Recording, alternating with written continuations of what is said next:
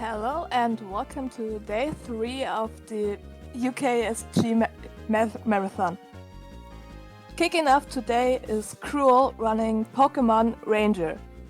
And there was also a bid war for this to decide which gender Crrool will pick, and it will be the female ranger. Take it away. Hello, welcome UKSG, good morning everybody. Hope you guys all had a good night's rest, and let's go into the last day of UKSG. Kicking it off with Pokemon Ranger here, should be a blast. We're gonna see how this is gonna go, because I'm not on my usual setup, and I learned I realized yesterday that I forgot my stylus, so I'm using the back of a spoon for it, and we're gonna hope that that works out. Anyway, starting in 3, 2, 1, go. Okay, so we're going to start off with some cutscenes. Right away, you might have already noticed, we're playing in Japanese. That's mainly just because Japanese is quite a bit faster than English. Up until about a week and a half ago, 2 weeks ago, something like that, they were actually the same category. There wasn't a language split, but we changed that very recently. But as a result, most people still run in Japanese. Japanese saves like 15 to 20 minutes due to not only there being less text, but the text actually scrolling faster. Okay, some quick cutscenes I'm going to work to, and then I'll go into the rest once we get through, or once we get to the first tutorial part. So the idea of Pokemon Ranger, for those of you that have never heard or played the game, never heard of or played the game, is fairly straightforward. We're a Pokemon Ranger, which essentially means that it's our job to help people. We do pretty much everything. We're everything from police officers to mailman to the firefighters to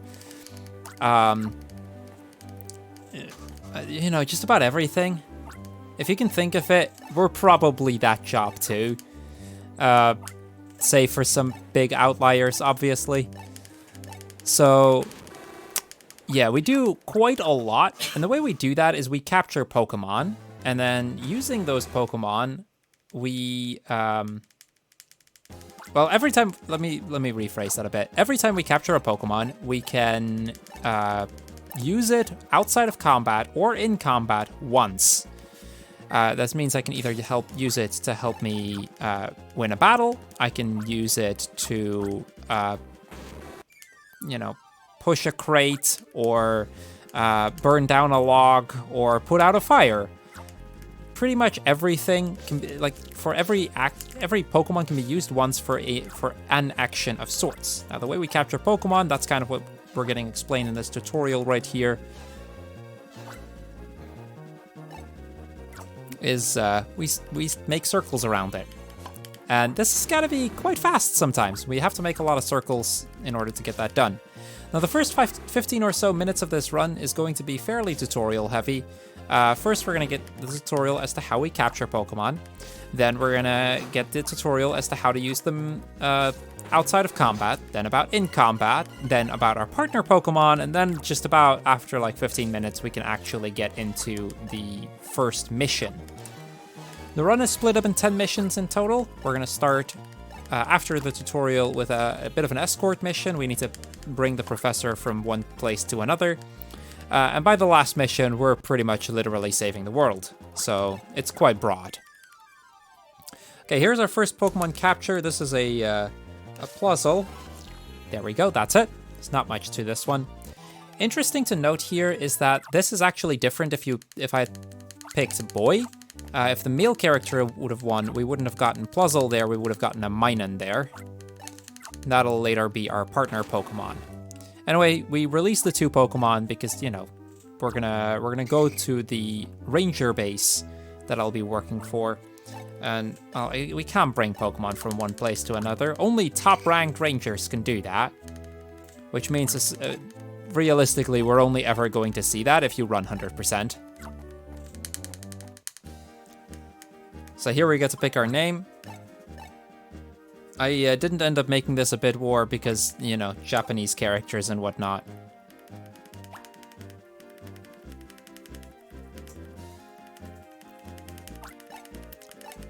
And now that we've done that, we're gonna take the Firo ride with, I believe this guy's called Spencer, to our actual base. Over over this region as a whole, there's 4 different bases that we go to. We were just in Fall Town, I believe it is.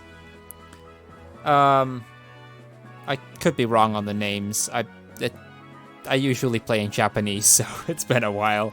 But there's 4 different towns that we can go to.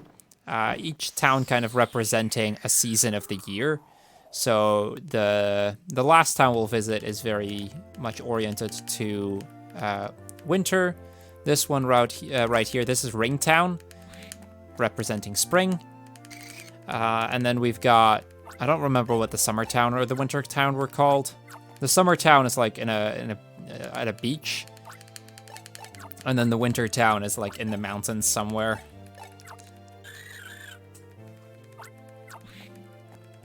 So yeah, here we meet one of the other rangers. And we're gonna get our introduction as the rangers of this place. And while everybody gets introduced and whatnot, I guess I should briefly introduce myself because I haven't yet done that. Hello everyone, my name's Crrool. I run a lot of games, but mostly a lot of Pokemon games. I speedrun just about every Pokemon game in existence, and I mean that quite literally. Ranger is one of those that I don't run as often, although I've recently picked up the 100% categories a bit. I run both any percent and 100% for this game, as well as for both of the other Ranger games. For those that don't know, there's 3 Ranger games. There's this one, Shadows of Almia, and Guardian Signs. And they're quite interesting to run most of the time, honestly. I probably would run it more if it wasn't for how painful this can be on your touchscreen. That's kind of the big thing with Ranger. I actually use a separate DS for Ranger speedrunning, just because of the amount of scratches it tends to give on touchscreens. Anyway, we're heading out here, and we're gonna go to technically not the first mission, but also the first mission. This one isn't counted when I said there were 10 missions. This is gonna be the rookie mission. Somebody has lost their Pokemon. They can't remember the name of the Pokemon, so we're just gonna capture a bunch of random Pokemon and hope that we capture the right one.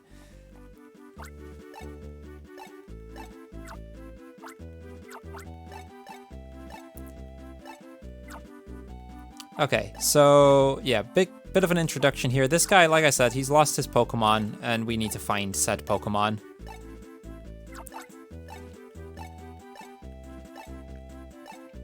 I think I talked to him twice accidentally. Anyway, first thing we're gonna capture this Chikorita. Maybe it's a Chikorita. Now, one of the things about Ranger 1 is that every capture needs to be done entirely in a single set of circles. Like, if you lose connection to the touchscreen at any point, you have to restart. And that's something they changed in both of the other Rangers, making this by far the most difficult of the 3 Ranger games. As a result, you'll actually also see me at several points in time saving just in case I do die. Hopefully it won't happen, but it's definitely possible. We've got enough leeway for it.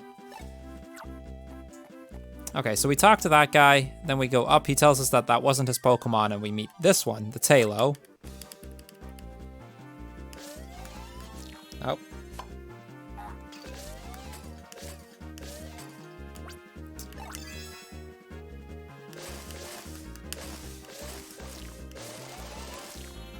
Okay, that was way more of a hassle than it should have been.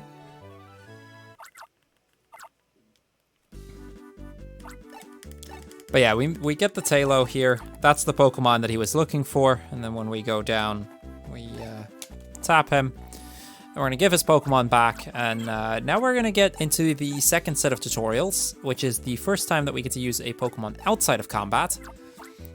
Just like how I just now used the Chikorita in combat, we can also use Pokemon outside of combat. And this boy, he runs towards us and he tells us there is a fire. Some trees are on fire. And,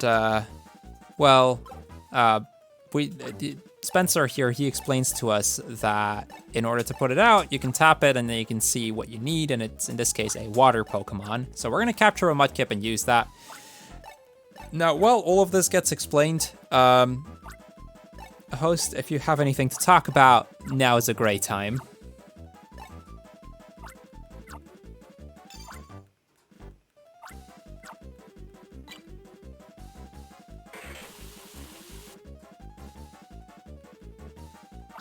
Mayu?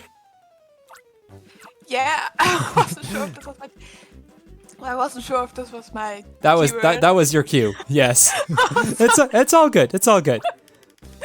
I'd like to take the time to remind all of you that we are raising money to support Crisis, a charity which is supporting people out of homelessness for their good.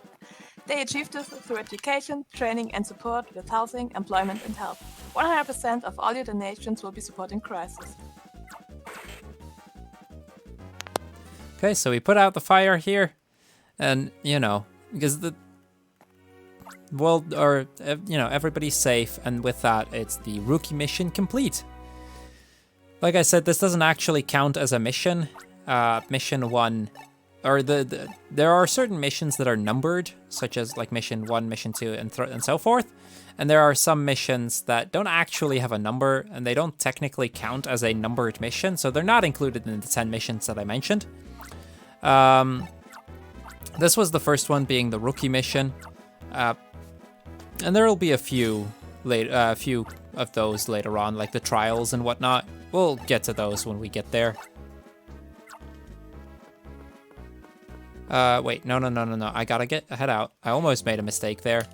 See, the thing is, we gotta head out to do a secondary, small kind of side mission, side quest. And then when we head in, I need to go upstairs. But yeah, we head out. And then we get to see that the Pluzzle and Talo are having a bit of a fight here. And this kind of immediately leads into the third tutorial that we're going to be getting. See, Pluzzle has the ability to use a Thunder Shock of sorts. And we can use that, and we're going to use that a lot to help us make certain captures significantly easier, such as with that Talo right there. So yeah, we helped him get his Talo back again, and that kind of rounds up that part.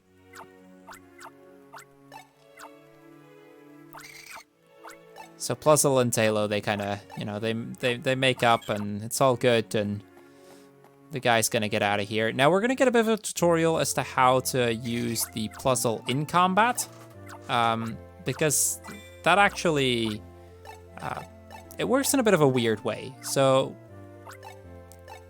you'll see in a moment, I think. Yeah, so we get that little bar. Every time I circle a Pokemon, regardless of the amount of circles, that bar fills up a little bit. The more circles, the more it fills up. Once that bar is filled up to full, I can then use that to use the Thunder Shock. Over the course of the run, we're going to be getting more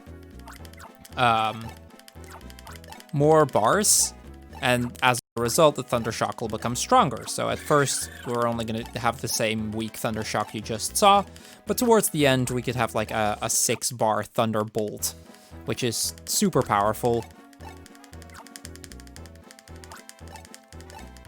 But yeah, here we get all of that explained, so Mayu, we've got some more time. This is still tutorial territory.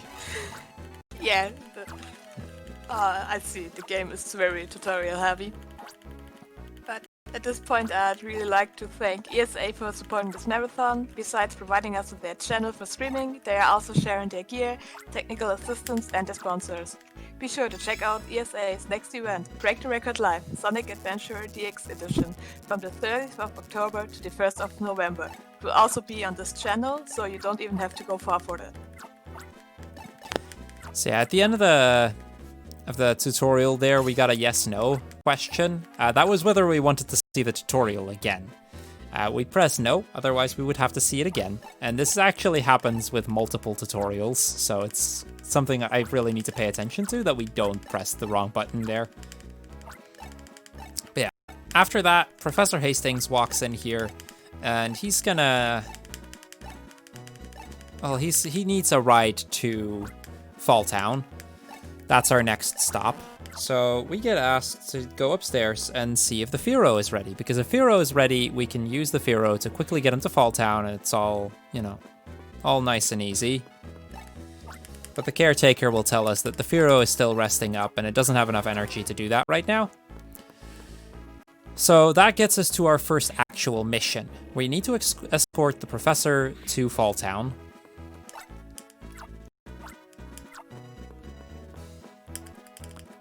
So yeah, we talk to him again.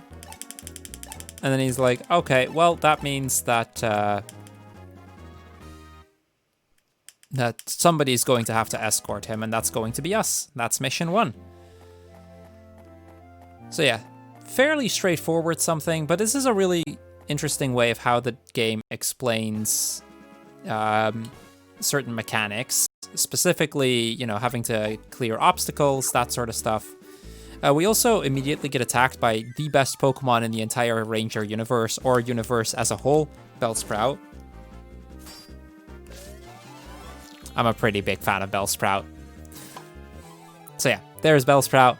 We have to capture that. We're actually going to use the Bellsprout for the boss fight of Mission 1.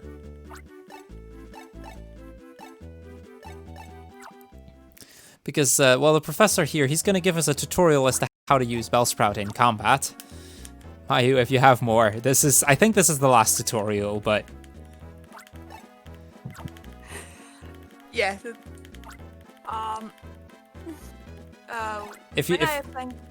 When I thank BSA, I'd also like to take the time to thank BSG for support in this marathon.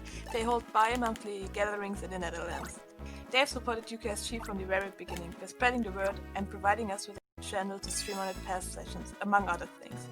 Mark your calendars, because BSG Online 3 is happening from the 20th to the 22nd of November.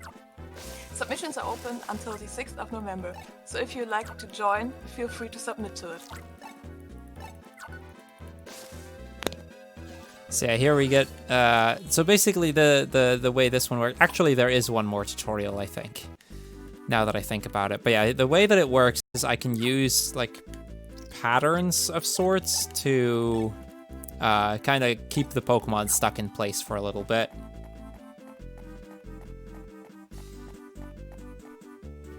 So yeah, we're going to go up here, and that's when we're going to get the same sort of explanation, but now for Mudkip.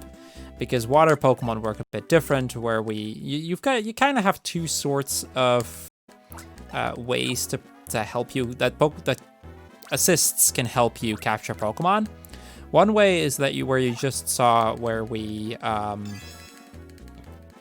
draw a line, and if the Pokemon walks into that line, he'll be stuck in place for a little while.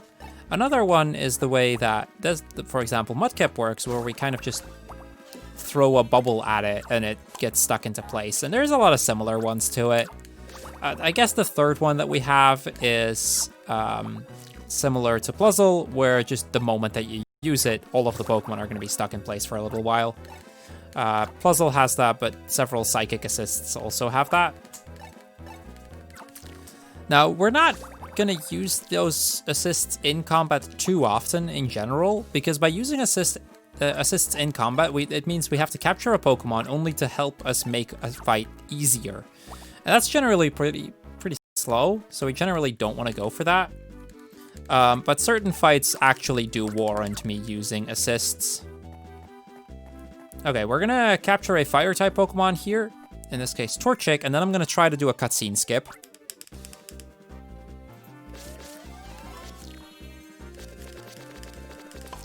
Okay, there we go, that's Torchic.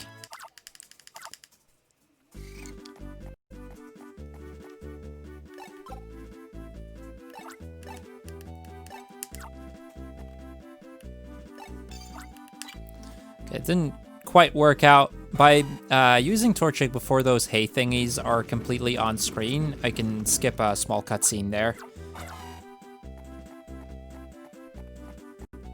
And now we're just gonna go around. We need to get to Fall Town, and that's still quite some ways away. We're gonna see some Pokemon, but we're gonna just try to dodge everything along the way here. The Pichus can be used to restore energy. So in case I take damage, I can use a Pichu to help me fill it up. And then at some point, there's this log on the road here. And then, well, we need a stronger fire Pokemon to get rid of that. Luckily for us, that's when Combusken shows up.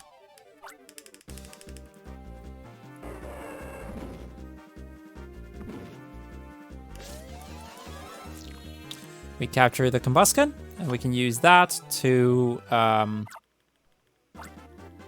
clear the log. Now, at this point, we level up. Now, there's a couple bonuses about leveling up. First of all, we get more health, and the length of our line increases. As an added bonus, every time we level up, you immediately go back to full health. So overall, I can generally take some damage as long as I don't get too low before a level up happens.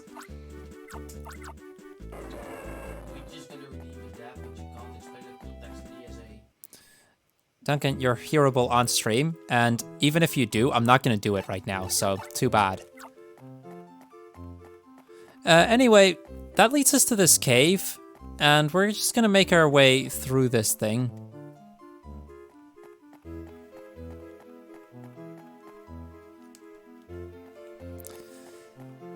And at that point, this Duck Trio shows up. Now, the Duck Trio digs down, but the earthquake that then happens causes this boulder to fall, and we get split from Professor Hastings. So now we need to find a way around in order to get to him. That's actually pretty easy because a Paris just dropped, and we can use that to make our way there.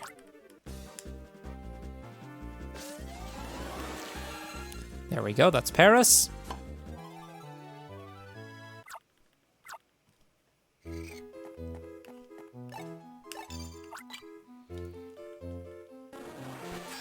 So yeah, Paris can be used to cut the fence here. And we're just gonna go around.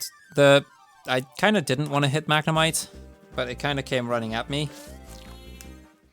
Now, in order to run from Pokemon, I actually have to circle them first, which can sometimes be a little bit annoying, because certain Pokemon are rather difficult to surf. Or are rather difficult to circle. So yeah, at that point, we see the big bad evil boyos of this game, or at least some grunts, really. Just like in main series Pokemon, early on in the game, we get to see the evil team. Now, when they show up, basically, these guys are just threatening Professor Hastings. There's really not much to it.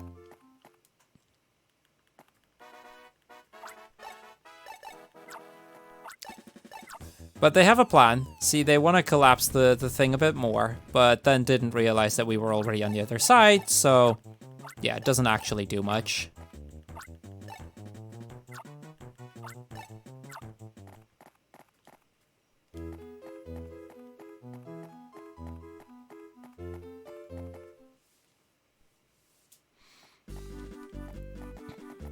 So this gets us to the boss of Mission 1. This is Rhydon.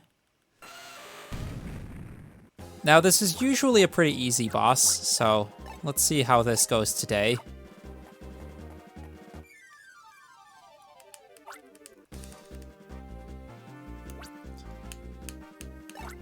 The way we do it is we use Bellsprout to get it stuck in place. And then we just circle it a bunch, and that's the first boss. That's Mission 1 complete.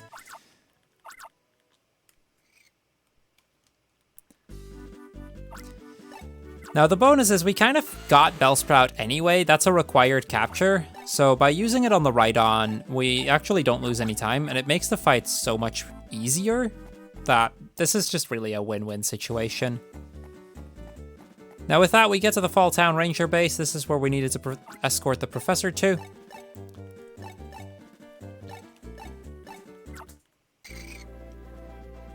And that's mission complete.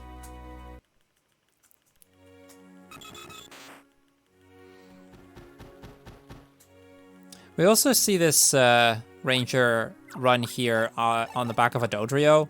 Riding Doduos is actually canonically a thing in Ranger 2 as well. You use Doduos to ride around much faster, which is really cool. But that wasn't a thing in Ranger 1, so it's not something we can abuse here.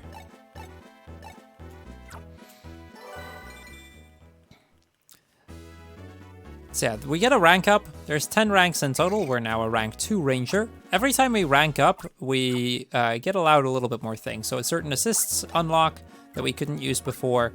And in some cases, we'll be able to carry more Pokemon with us.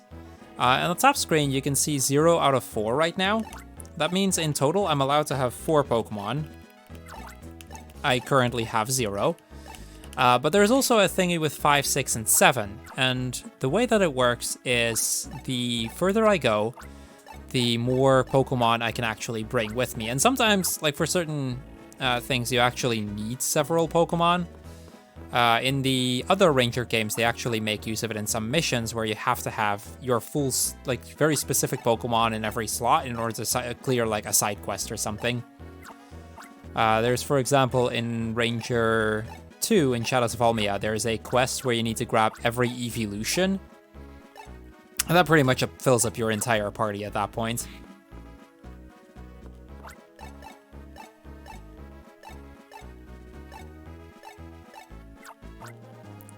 Yeah, we get assigned our next mission. Our next mission is to go and patrol the city and help people out in need.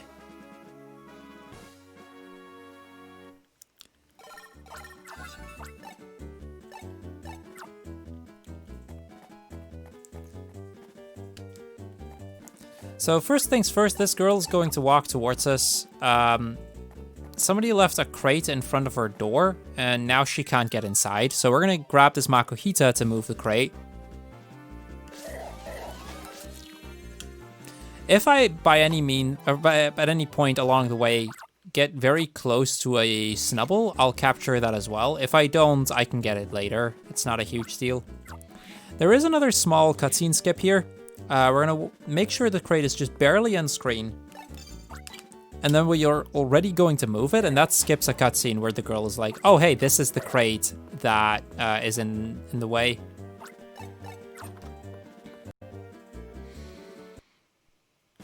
And then once we get inside, there turns out to be a Venonat, and she's terrified of bugs, so we now have to capture the Venonat to get it outside of her house.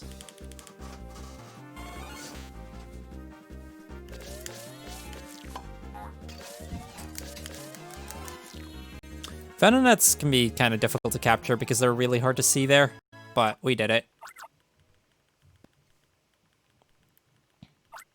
Then she's immediately like, get it out! Or, well, first I think she thanks us, and then she tells us to just get that thing out of here. But yeah, that's the first of our patrols done, or first of our patrol quests. The next one's from this crazy cat lady. I call her a crazy cat lady because, well, see, the quest she gives us is she's lost her skitties. Well, except for this one, but she's lost all of her other skitties, and she's gonna ask us to find them. Now, who would we be if not a good ranger to help her out with that? We're immediately gonna get back inside because at the top of the roof, there's actually one of those skitties. Don't ask me how it got there, it just did. There it is.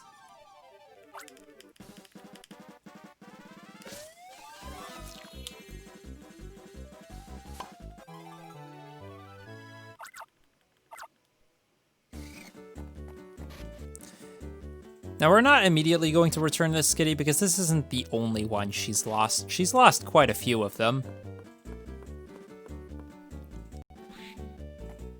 Again, if we find Snubbull along the way, I'm going to capture it. That is actually in a great spot for me to capture it.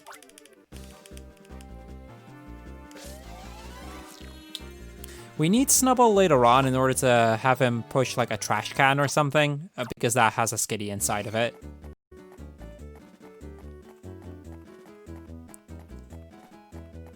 Okay, the Meowth is... Okay, never mind. I was like, that Meowth is reasonably close. We need that as well.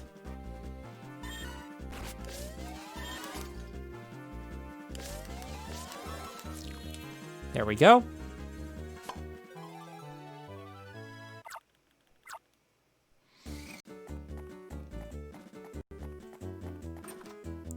Now in here, these people have a bunch of plushies, but it turns out that the Skitty plushie isn't actually a plushie, it's an actual real-life Pokemon. Don't ask me how it ended up in the house, it just did.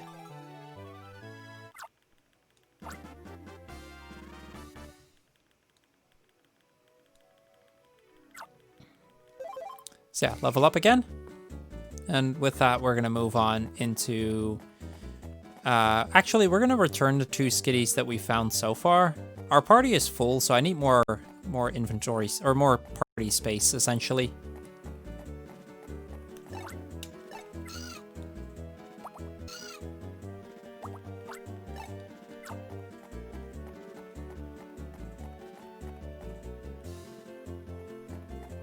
So had I not gotten the Snubble earlier, I would have captured that one, but now I don't need to. We're gonna cut this fence. And that's going to lead us to yet another Skitty.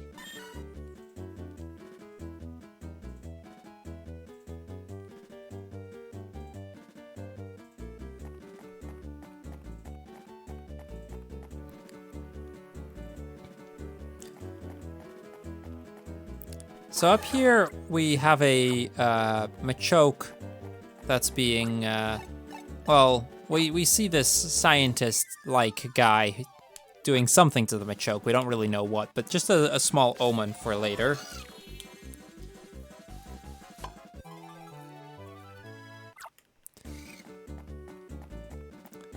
So with that out of the way, we're going to move on to finding our next Skitty. The order we grab the Skitties is pretty much always the same. This part has very little variance to how we go about it. Like, the biggest thing is whether we get Snubble early or late. And that honestly goes for most missions. There are a few things where I can do things a little bit differently depending on the Pokemon that I get. But overall, you'll see most things being the same every single run.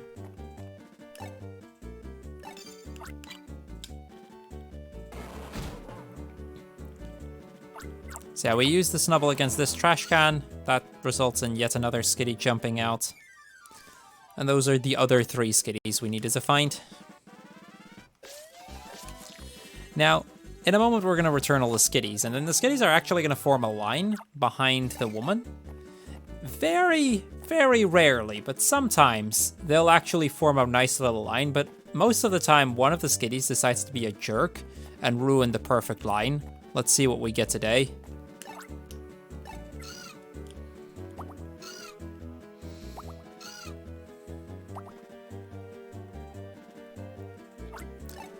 Okay, that's all 6 of her Skitties. Like I said, she has a thing for cats. I don't blame her. Yeah, this is where they're all gonna get in line. The first 3 are always good. Yep, the last one's being a jerk. It's usually one of the last 2. I think in my 100% run, they actually turned out to be all in the exact correct line. But yeah, then this lady walks towards us. She's got a problem. She needs something from her basement, but it's super dark down there, so I need to find something to light it up.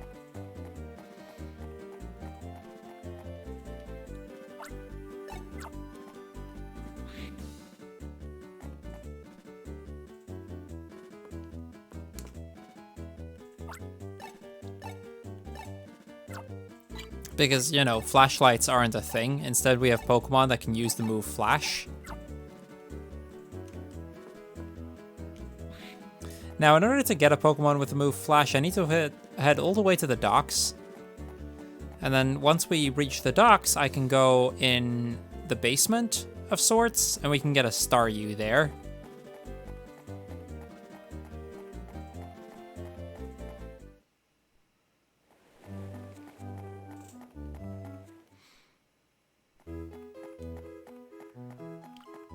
So yeah, down here, I go down the stairs, and this is where we'll find a Staryu.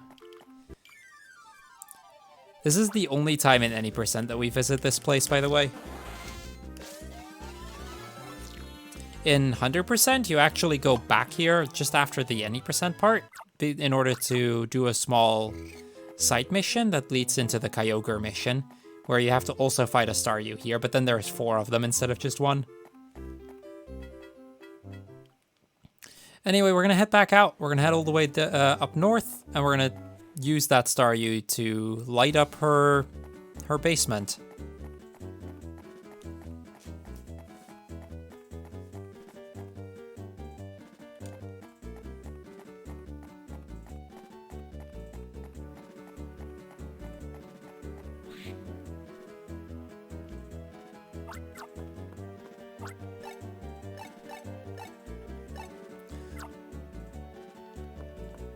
Okay, here we go. We're gonna go downstairs.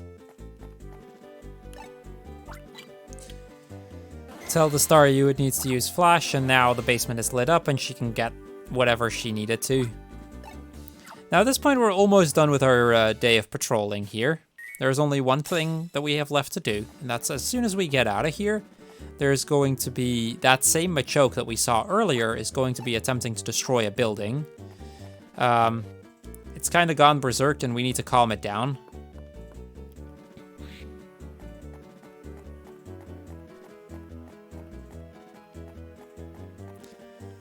That's also going to immediately be the final boss of Mission 2.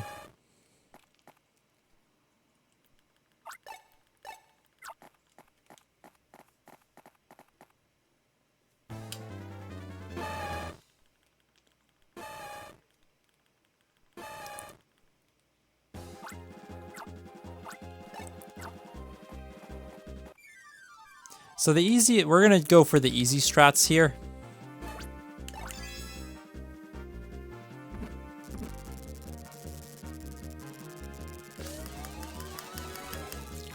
And that's the boss fight. See, we have, by this point, had fully charged up our puzzle, so I could easily use that in order to get past the Machoke fight. So yeah, that's Mission 2 complete. Everybody thanks us, and that is the end of that. Which means we're actually pretty much immediately going to head into mission number 3,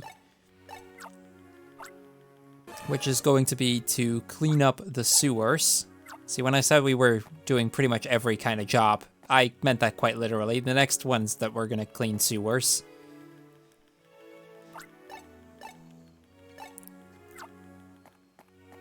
So we see that scientist again for a moment.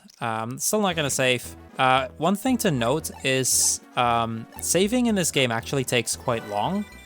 But if you die and when you die, you get sent back to your last save. So at certain points you will see me save, but we're still early enough in the game that I don't really have to worry about it.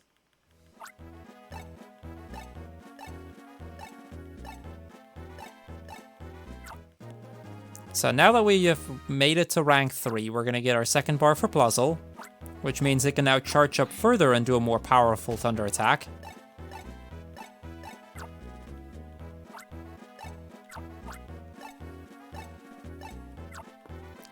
And this guy then walks in and tells us that the sewers are super smelly and we need to do something about that.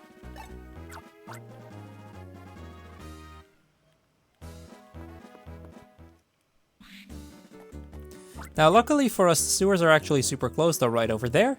We are going to have to walk around a bit in order to get there, but that's really all there is to it. Now, the reason the sewers are so smelly is because they're overrun with Grimer, and that's something we're going to have to do something about. Now, there's a few points where we'll find Grimer spots where anywhere between 1 and 3 Grimers are going to show up. They're always going to be the same numbers, but you know, like the way they show up is kind of always the same. So this is actually in that sense a very static mission. There is one decently big RNG point in this mission, and that's going to be the positions of Corefish.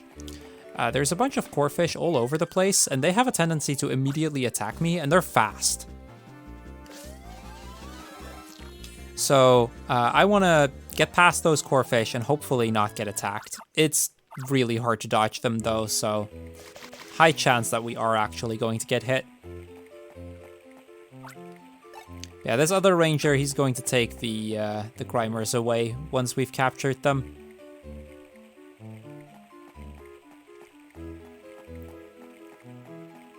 Okay, so we're gonna go around here. This is the first core fish. Managed to outspeed it. That's good. That's actually probably the hardest one to outspeed, so. Okay, Grimer's number 2.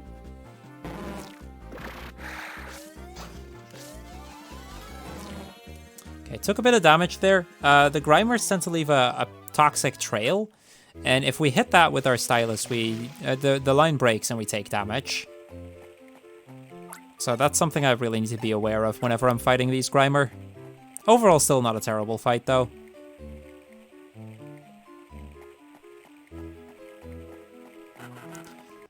Okay, that one was not going to be... I was not going to be able to dodge that.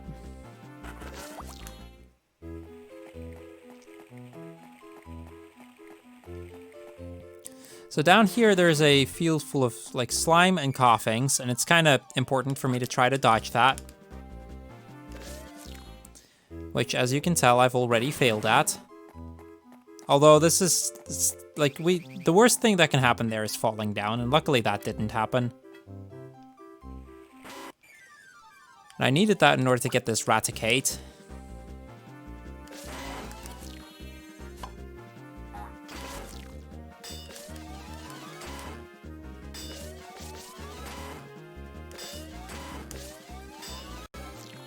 Had a bit of trouble with the Raticate.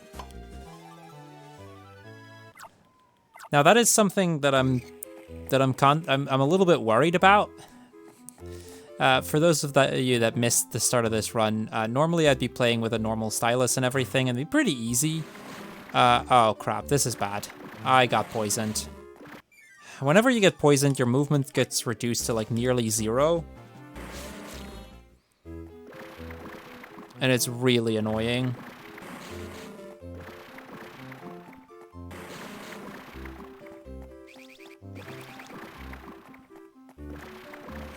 This is really annoying. There's not much I can do about it either. It'll go... Oh, come on, really? Coughing, please. This is big time loss right here. Just wanted to make sure I didn't fall down the stairs again. Okay, it should be over once we get to the top of these stairs.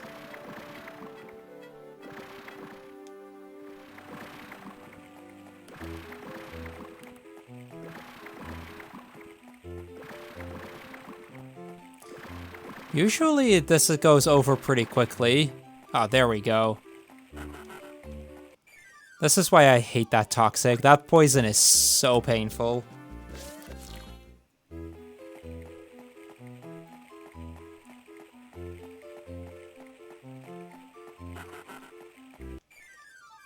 So this is what I meant with the core fishes being hard to dodge.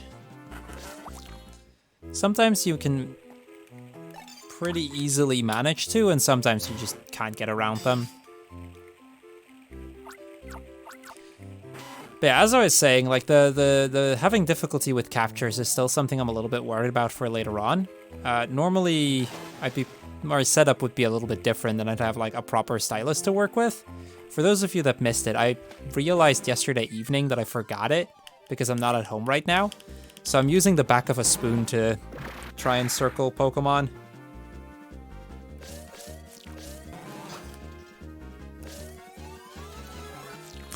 Now, so far that's actually been working decently well, but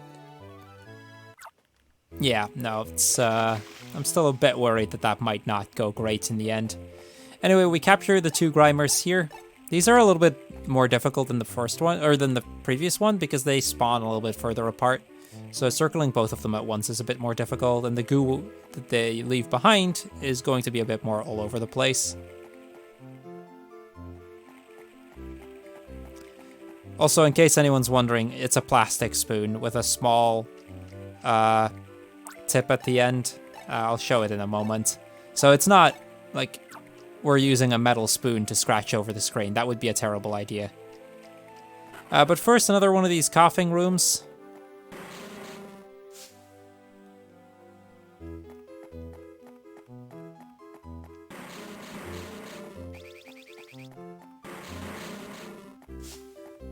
Oh, come on. We got hit again. Well, we got hit again. These coughing rooms have been the absolute worst so far.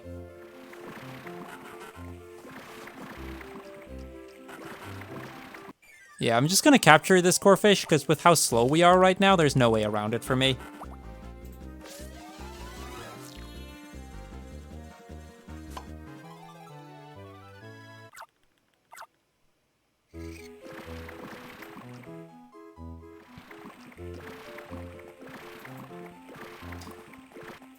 Okay, there we go.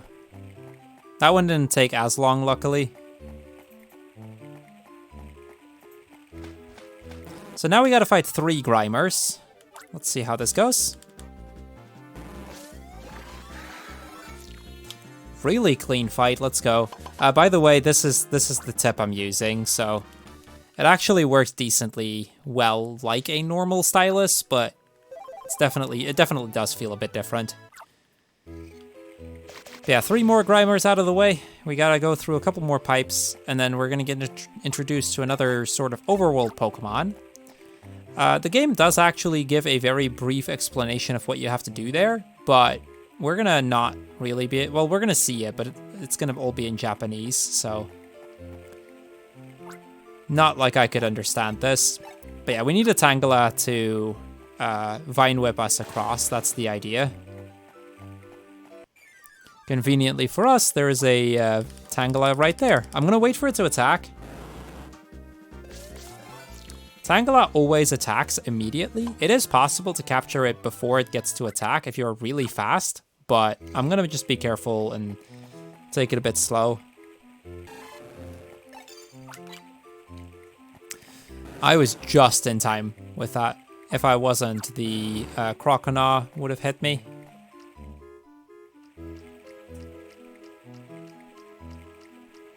So yeah, through the water here. This one we have to go against the current, but then there's a later one where we can go with the current.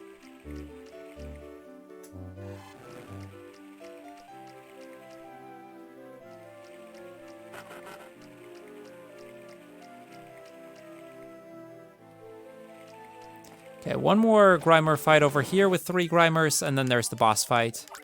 Mayu, in the meantime, if you have anything to talk about, go ahead.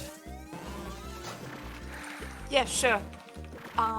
If you want to get updates for when the marathons go live or when your favorite runs are coming, please follow us on Twitter at UKSG Marathon. Also, if you use the hashtag UKSG Autumn 2020, you may be featured on stream. So yeah, now that we've done that fight, that's the last of the Grimers out of the way here, and we're gonna make our way to kind of the real source of why the sewers are so stinky.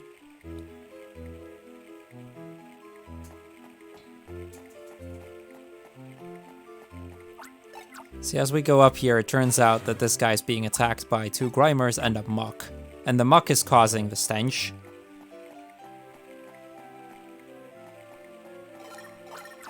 So, yeah, that's going to be the final boss for mission number 3.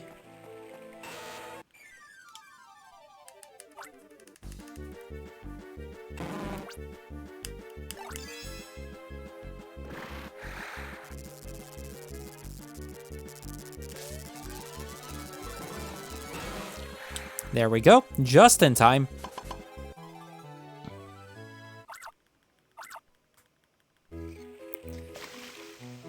So that's the last 3 done, and that's the end of mission number 3. And with that, we can now move on again. That was probably the last really easy boss fight. You can already start seeing that capturing them is getting a little bit closer every time, and there'll be some more difficult bosses coming up fairly soon.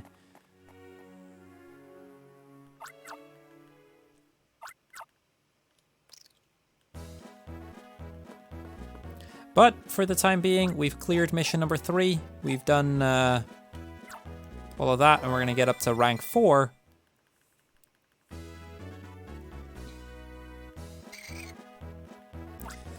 Now that we've reached rank 4, we can use a couple more assists, just like before.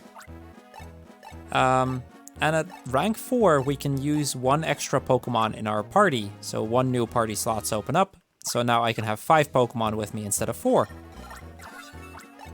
There will be times where we're actually going to have the full thing, although that doesn't happen very often generally.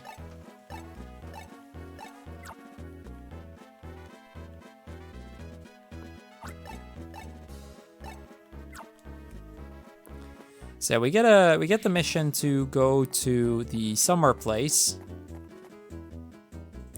because that's they need some help there. There seems to be something going on.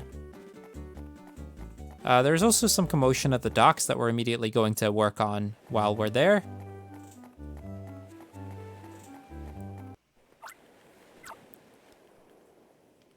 See, as we come running here, it turns out some Krabbies are bothering this Lapras.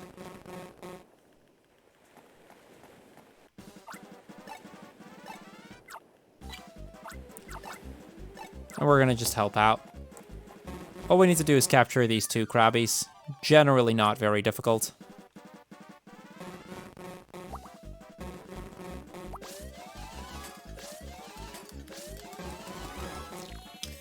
I say that as I almost messed it up. Usually they attack at the same time, which makes the capture much easier, but this works.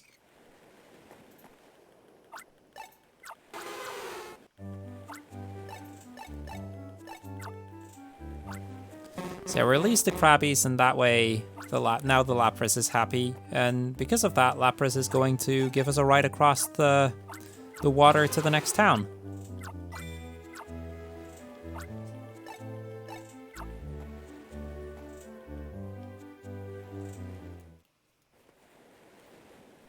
So yeah, very cozy sailing here. We see a couple Winkles fly. All nice and fun.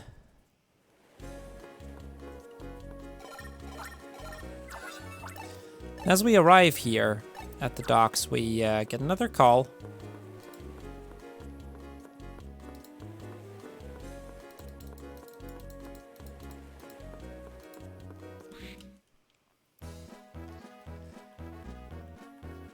And we go into the base, and this is where we, well, we meet some other rangers.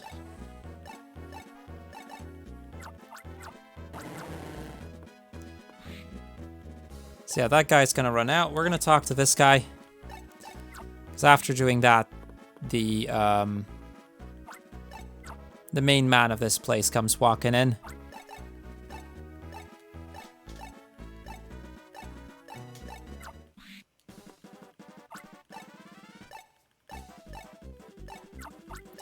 Now, just after we've met him, the other guy comes walking back in, and it turns out his Politoed has been taken.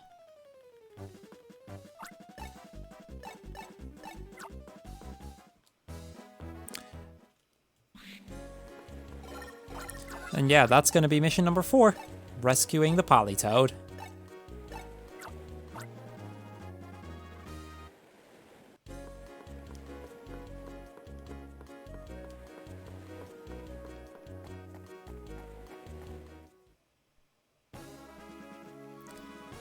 Okay, mission number 4.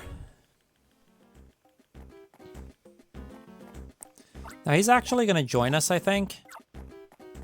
Or he's just going to stay behind there. But this is the point where we get to meet the majority of the actual evil team that we're facing. This is the Go Rock Squad. They're a music group and an evil team at the same time. And they've got a pretty catchy jingle.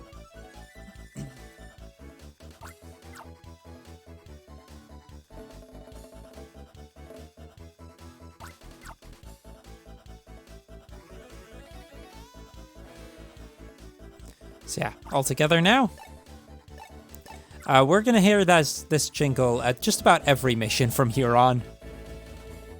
This is how they introduce themselves every time. It's pretty great.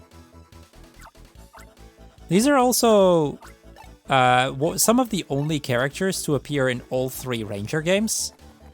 By Ranger 2, Shadows of Olmia, they've gone into, like, they've become an actual rock band since, you know, their being an evil team kind of failed.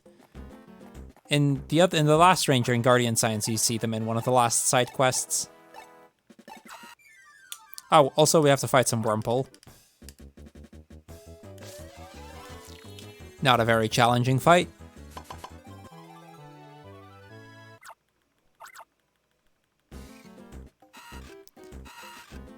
So yeah, from this point on, we're gonna see more missions where it's not so much just some random piece of goop but this right now we're actually gonna get to a point where somebody is going to mean harm. Like somebody is actively going to put Pokemon in our way to try and stop our progress. Like with these two Ekans here.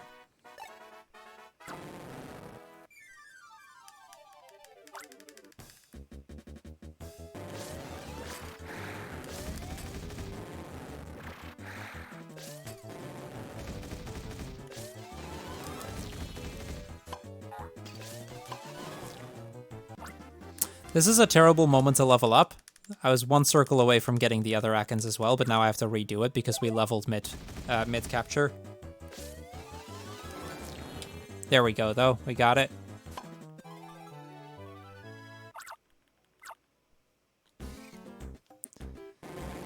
So we capture both of the Ekans, and with that, we're gonna continue on our way. There's gonna be a couple Spinnerax falling from the ceiling here. Okay, we got one of the Lotats. I actually need to grab one of the Lotats, and sometimes they can be a bit of a pain by already going underwater before I get there. Luckily, that wasn't the case this time. And then up here, I want to grab this Heracross.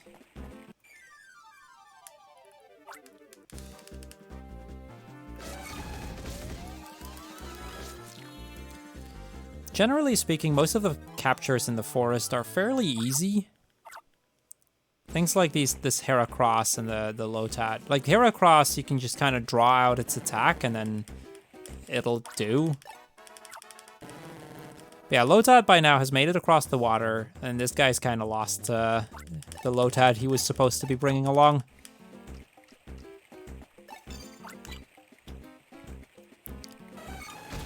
So yeah, we use Heracross here to push down the tree.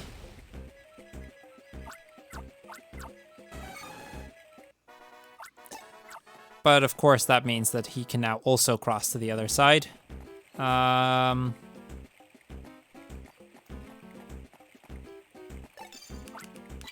Needed to maneuver around that Electrike a bit, because I need to use Lotat here. Up on this ledge is where Grovyle is at, and we need Grovyle in order to cut a fence later.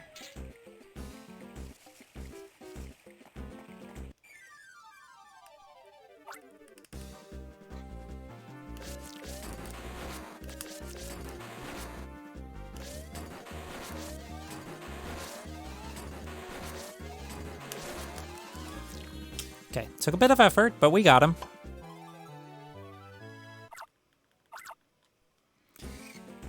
So yeah, now that we have Grovyle, we're going to jump down here, try to avoid that Electrike again, and then we go over here. Once we hit the other side, there's a bunch of Mankey and Primeape that are going to start attacking us. This is one of the very few fights that we're required to get into, but we're not required to actually defeat. I can just run away from those Primeape and Mankey, and it'll do just fine. So all I need to do is do one circle and then run. That's all.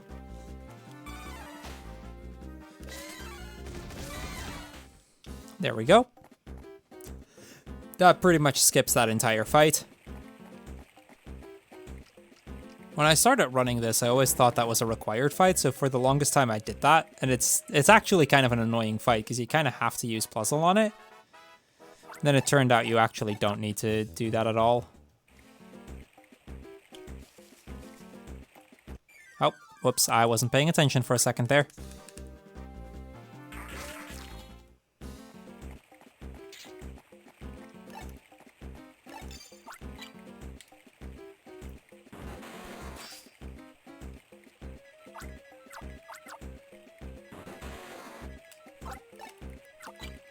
So I'm going to make the first safety save. I don't really need it here, but I haven't safety saved at all yet, and since we're like an hour in by this point, I figure it's probably best we do a safety save at some point here.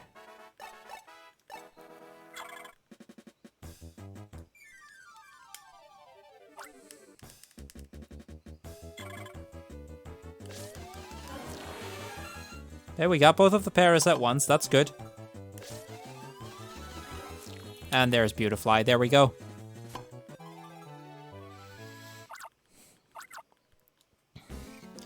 Now we're going to have to climb our way up here, and it's very important for me to try and dodge these Gligar.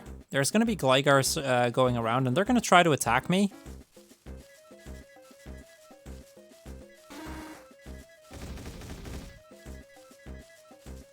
Really annoying if you get hit, but luckily we managed to dodge them, no problem. And then up at the ruins there, that's where he's bringing the Politoed. So, time for the boss of mission number 4, Politoed.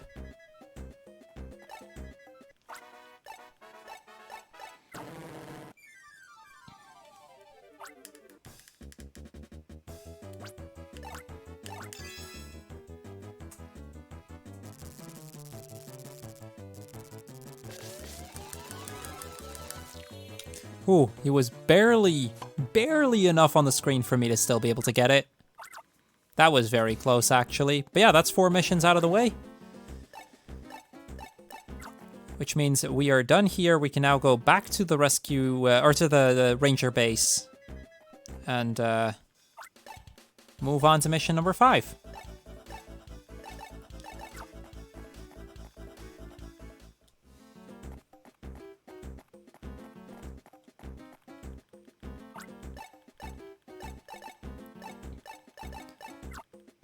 Yeah, this guy's got his Politoed back, so he's all happy, and with that, that's mission clear.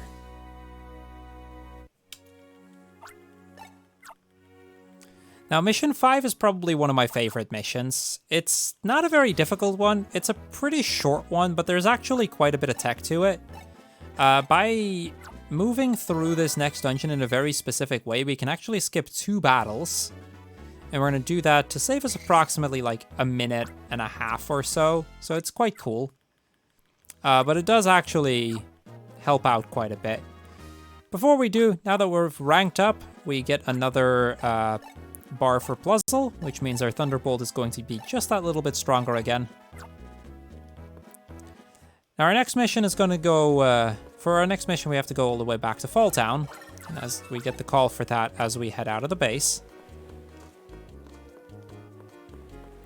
So we're going to go back to this Lapras over here. And take the right, take the right back.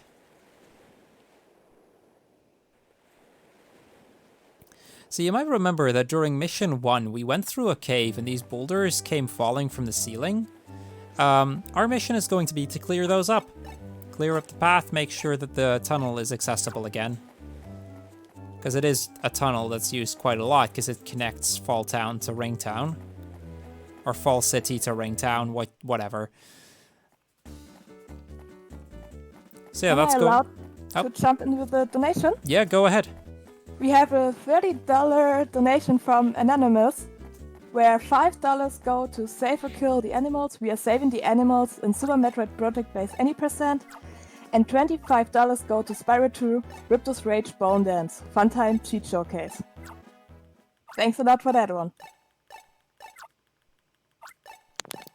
Okay, so we get back to Spencer here. He's talking to Professor Hastings, as well as that other ranger that helped us in the sewers. And we're gonna basically agree, yeah, we're gonna clear up that tunnel. And honestly, just the tunnel cleanup it's kind of like our first bigger, like, this is kind of the mission, or rather these next 2 missions kind of tie the early game somewhat easy stuff to the late game somewhat more difficult stuff together. So this mission itself really isn't that difficult, but, and the same goes for the next one, but this is where, like, after these 2 missions is where we're going to see quite a big spike in difficulty.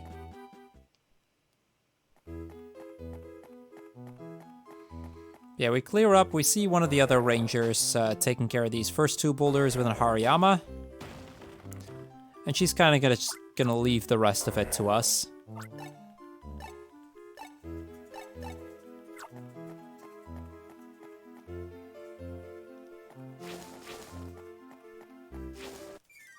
I'm actually going to grab this Diglett.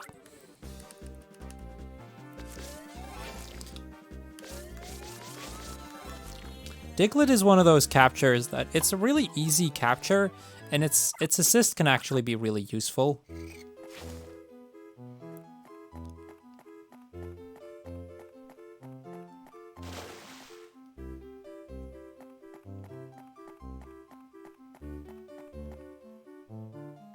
So yeah, we see some familiar faces here. You might remember these guys. Earlier they held a bit of or they showed us how good their jingle is, and they're gonna do it again.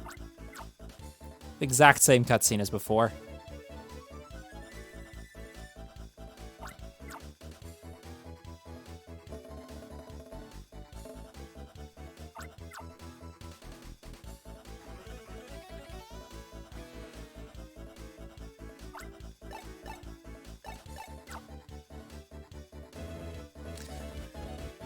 So yeah, when I said we were going to see this cutscene just about every mission from that one onward, I wasn't joking.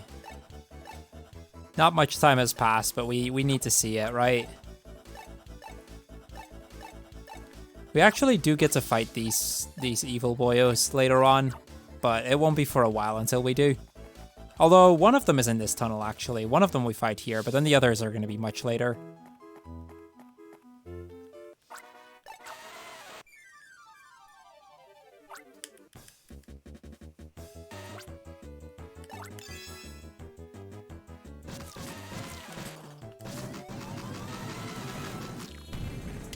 This is why I wanted to keep that Diglett. I'm actually going to grab that Diglett again later, because I actually want to still use it for the final boss of this place as well.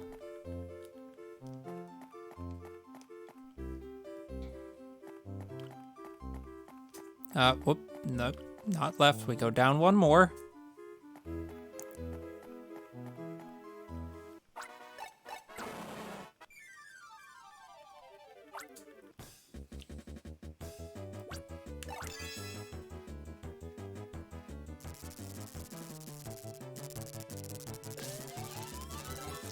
So yeah, Snubbles themselves really aren't all that difficult, but because there were 3 of them, I figured I might as well puzzle. We don't puzzle for a while anyway, so I can help speed up that fight just a little bit.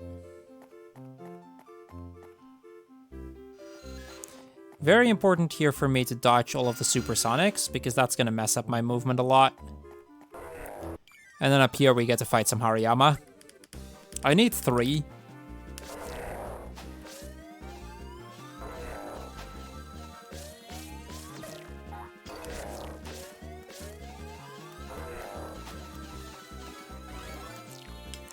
Okay, struggled a bit at the end because I lost connection to my DS screen, but we got the Hariyama in the end.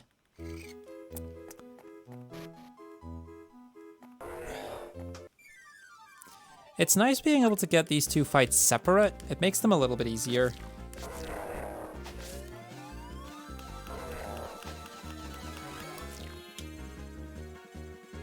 It's a bit slower, but it does make each individual fight so much easier that kind of already makes up for it.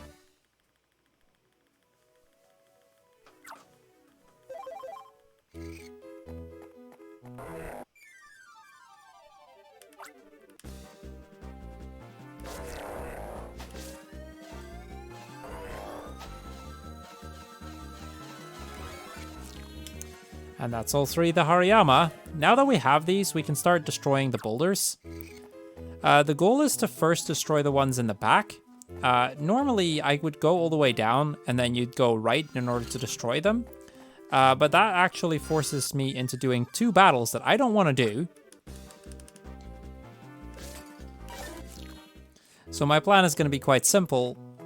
Not do that. Because instead, I can decide that I want to walk around it. It's a little bit more movement, but it pays off in the long run because I can skip those 2 battles. So we just backtrack the way we came.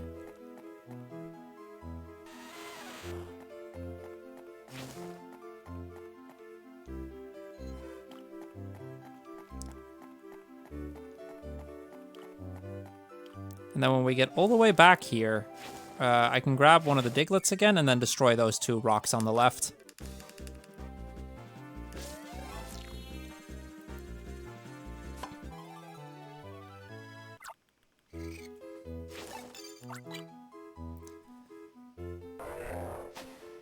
I'm gonna keep my distance because whenever I destroy one of those rocks, a bunch of Pokemon will come out, and we really don't want to fight those.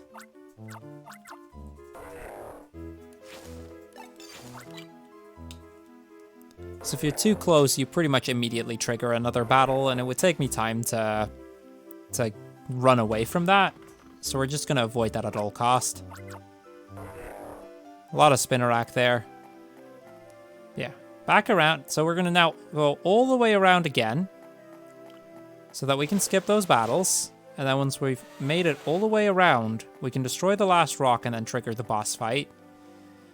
For this boss fight, we're actually gonna fight one of the 4 people that have, or that did the musical piece just now.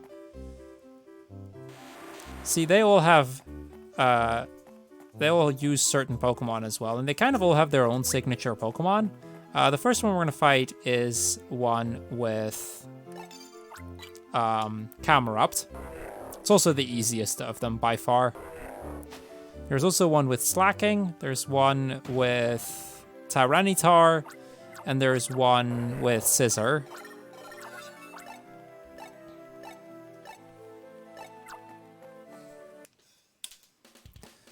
So yeah, we've destroyed all the rocks, and then she comes walking towards us.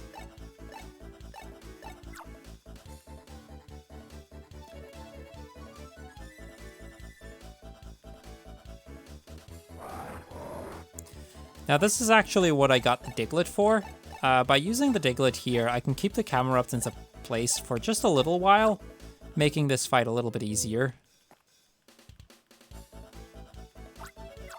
Okay, Mission 5 boss, here we go.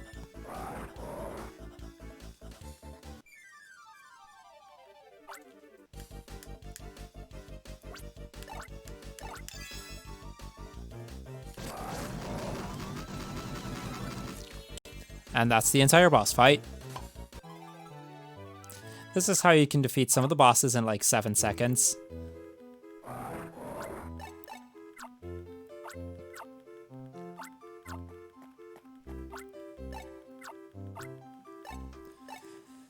So yeah, it looks like all of the rocks are destroyed. We've kind of saved the day here. The tunnel is clear, and with that we can move out. We're gonna go back to Ringtown.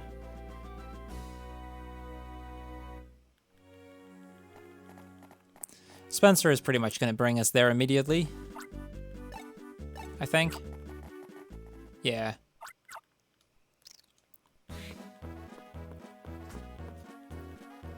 So yeah, back at the Ringtown base, we're gonna rank up again because we did another mission. Pretty sure rank 6 doesn't actually grant me that much. A couple of extra assists that we can use, but that's really about it. Or do we get another bar for... No, that's really about it.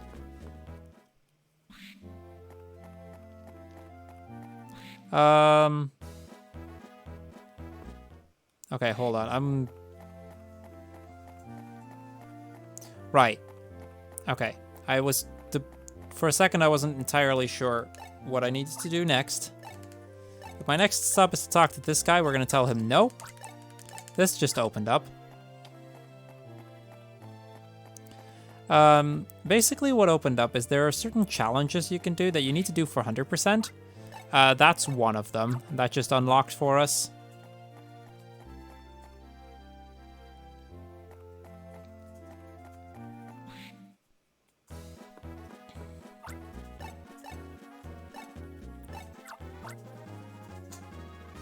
So yeah, we get assigned our next mission.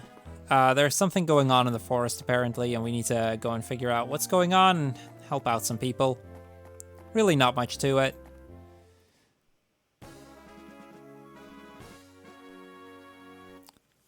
Now this mission is split into 2 parts. The first part is we have to find a missing Jigglypuff.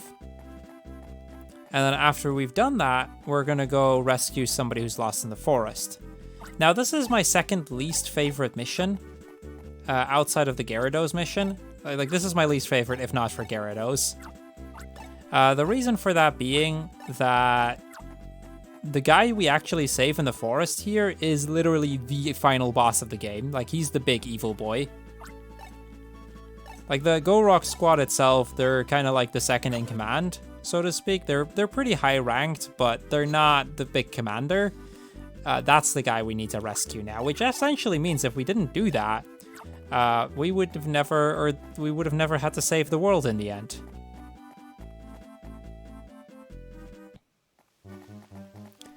Yeah, first and foremost, this girl has lost a Jigglypuff, so we're gonna find that.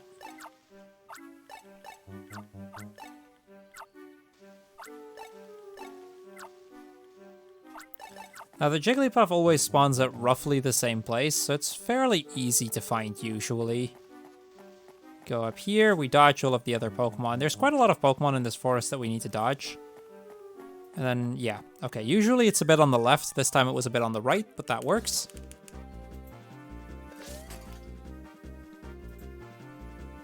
It is kind of annoying when it decides to go off screen, though.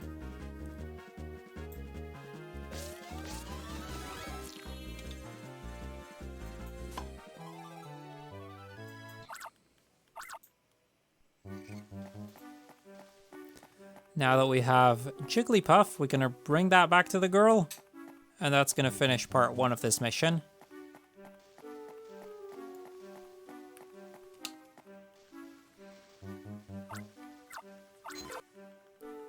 Now for the second part of this mission, we have to actually go even deeper into the forest here, and that's where Weepinbell starts to spawn. Now, Weepinbell is one of the more annoying Pokemon in this game, because the moment that you get too close to a Weepinbell, he will throw you back to the start of the room.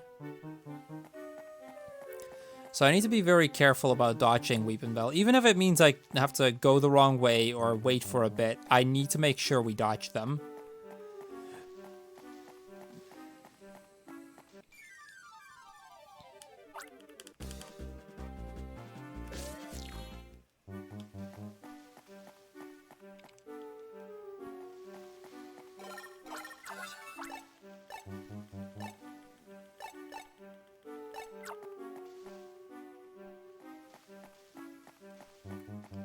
Okay, let's go in through this forest. This part's always terrifying because you can lose a lot of time here if you get unlucky.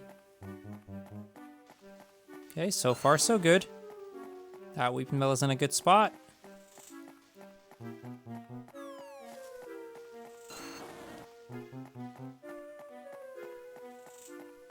That was really good. That's probably the best I've done in like 10 runs.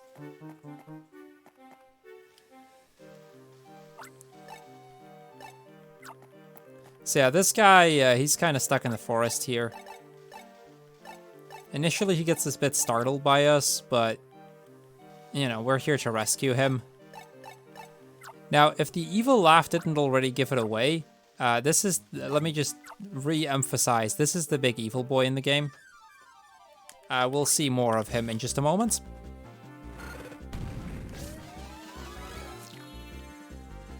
First, I'm going to grab this Quilava.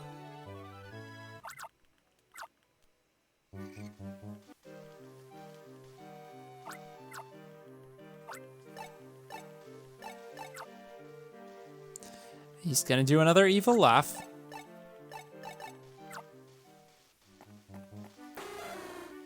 Now, up on the tree here, we find a Murkrow.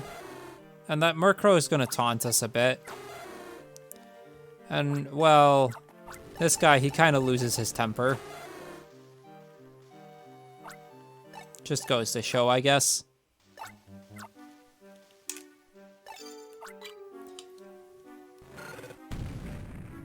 But yeah, we have what we need in order to get rid of this log, because we got the Quilava.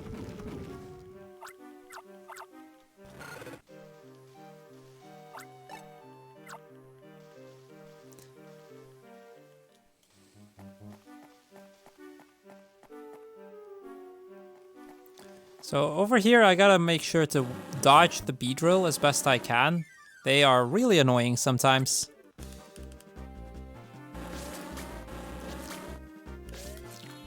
Actually, don't necessarily mind that I got both of them at the same time, because I was able to at least get through it with just the one fight. This flower field is always lovely. Pikachu, why did you have to do that?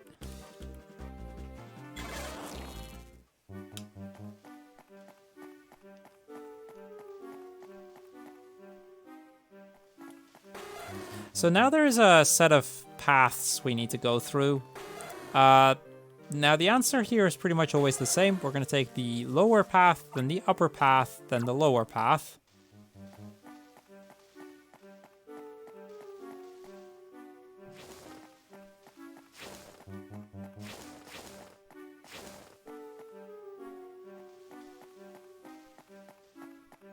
If you take one of the wrong ones, you have to redo these 3 rooms, so...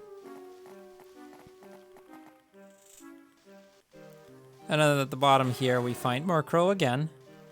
Now, the Murkrow is going to jump into a tree. And, you know, we could have just passed and it would have been fine. But the guy who's with us insists that we fight the Murkrow.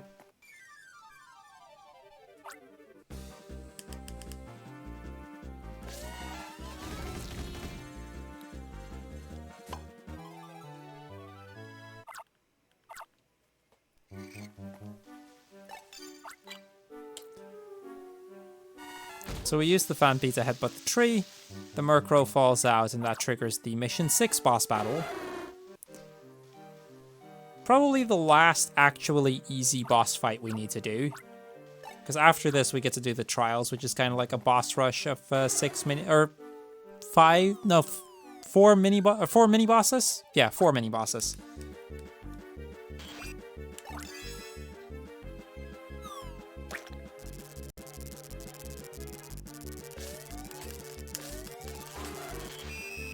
Okay, that's bad.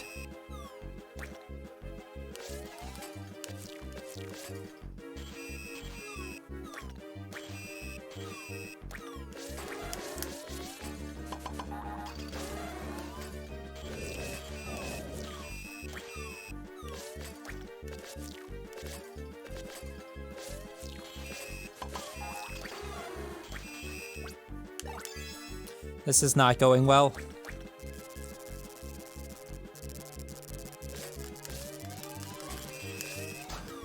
Oh crap, I keep missing the actual capture. Okay, that's one.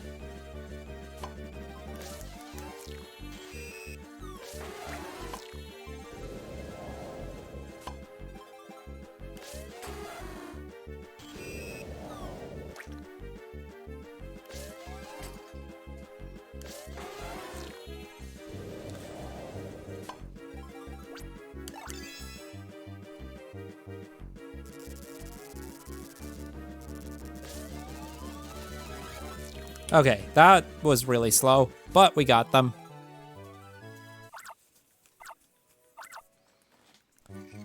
The general idea of that fight is you want to paralyze them and then you have just enough time to capture just about everything. But if you're off just a little bit, or if their movement pattern just doesn't quite work out, then they can kind of be a pain.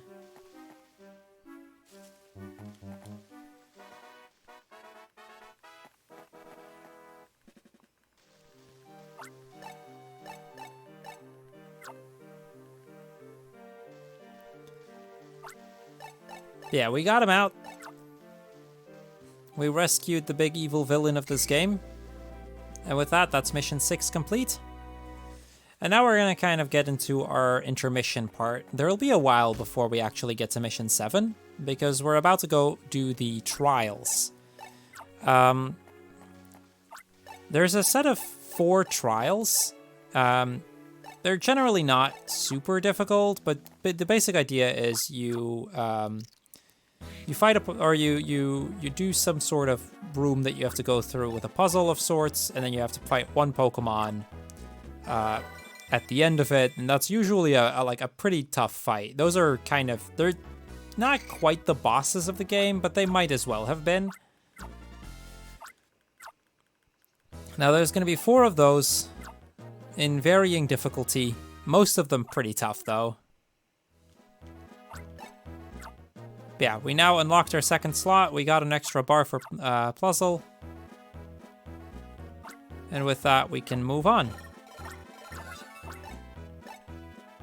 I'm actually tempted to do Salamence before Kingdra. So yeah, there's the 4 bosses are Kingdra, Salamence, Flygon, and Charizard.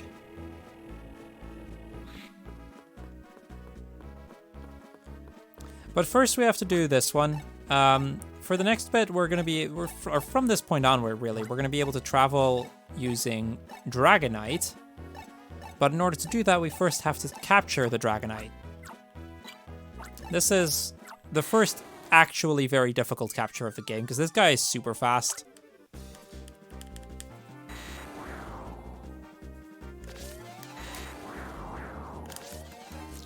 Got him. That was really good.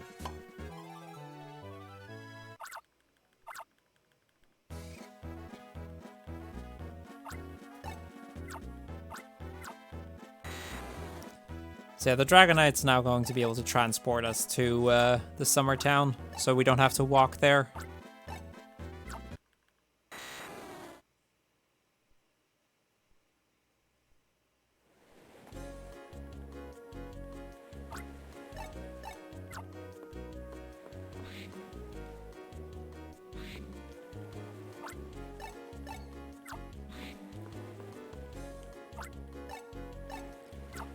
I'm just double checking to make sure that I'm not forgetting about anything in this part.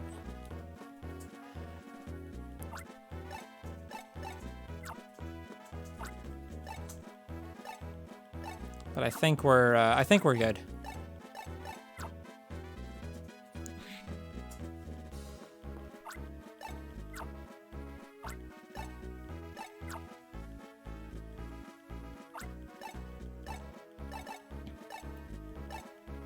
So yeah, we get a lot of dialogue here. This is just kind of...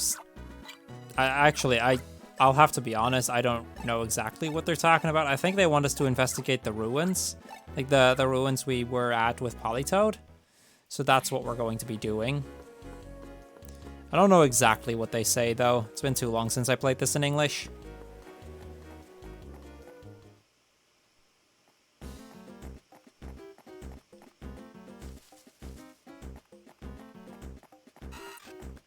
Okay, so we're gonna pass all of these Wurmples. From here on, like, this part isn't actually gonna have too much going on. There's no fights that we have to do before we actually get to the trial.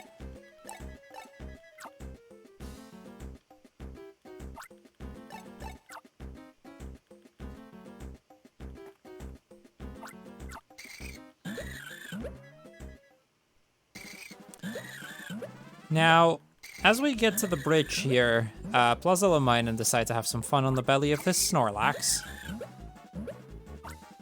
So our partner is going to, or our fellow ranger is going to get super angry at them for it.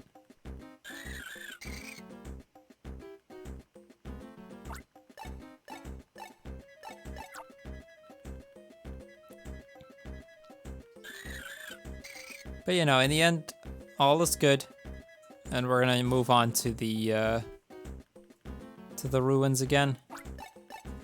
Now, to the left here is the left of that Snorlax is one of the most annoying parts of the entire run. We'll get there once we get to the Gyarados quest, which luckily isn't for a little while.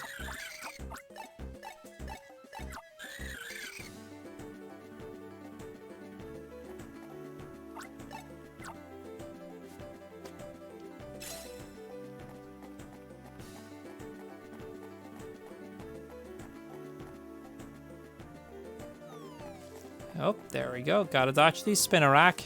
Very important. Up the vines here.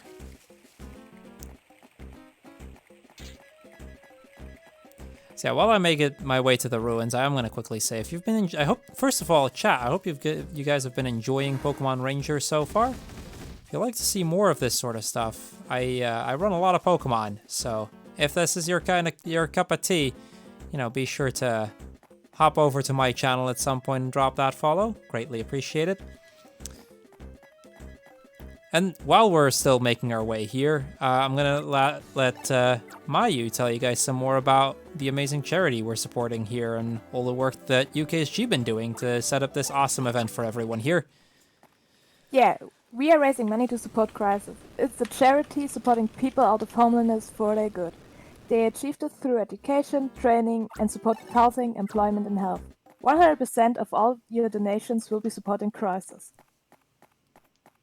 And to be more precise, Crisis is, like I already mentioned, they support people with homelessness in England and Scotland and all around the UK. Okay, so we made it to the trials here. First things first, I'm gonna save the game. This is where we get to some actually difficult fights. I think I'm gonna try to make my way to Salamence first. We're supposed to do the water trial first, but I'm pretty sure I can do this one first if I want to.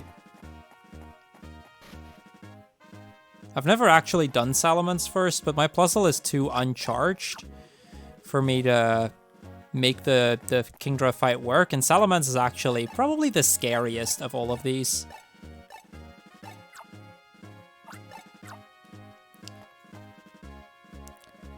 Now, there is actually something we can do during this trial. If we use the assists we have exactly the right way, we can actually skip 2 battles here. But I need to make sure I take exactly the right path.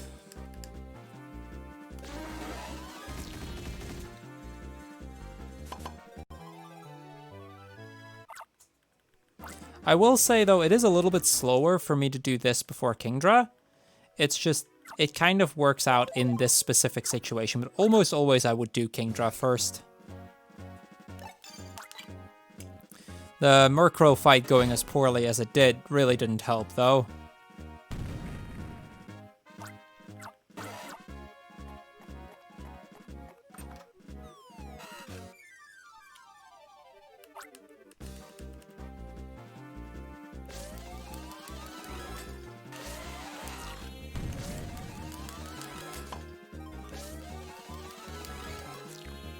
Okay, that Geodude was really not cooperating, but we got him in the end.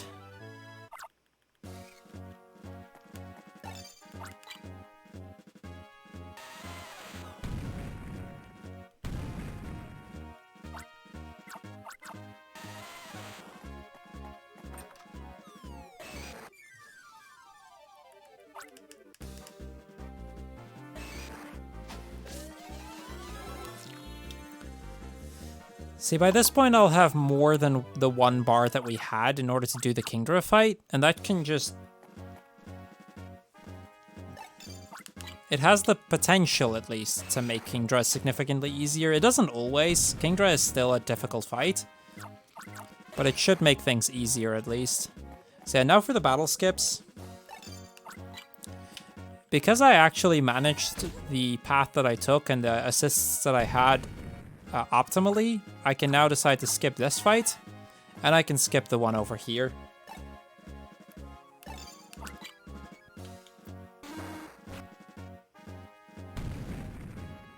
The other ones are all dead ends of sorts, so...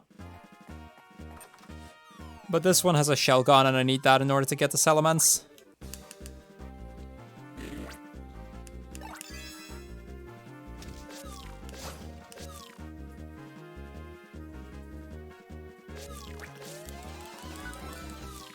So yeah, next up is a fight that is often considered one of the most difficult fights in the entire run, if not the most difficult.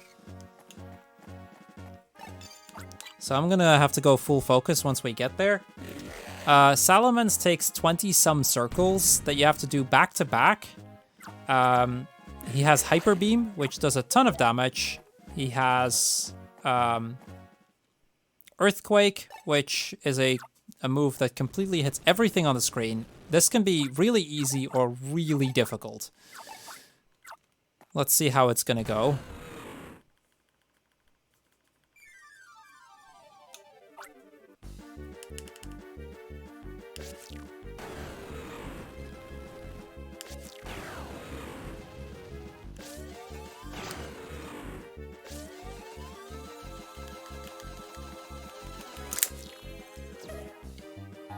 Crap, I was 1 circle off.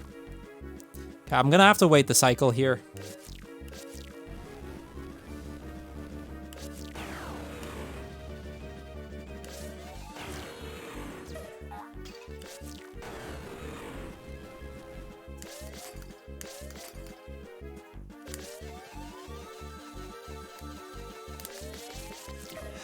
heck?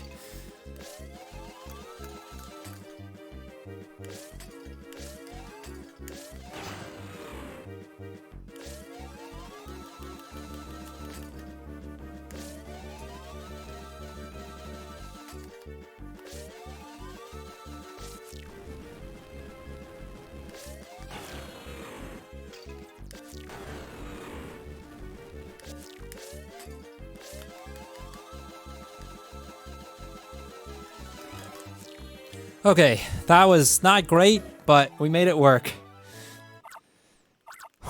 Okay, that's one of the most difficult ones, but we got him.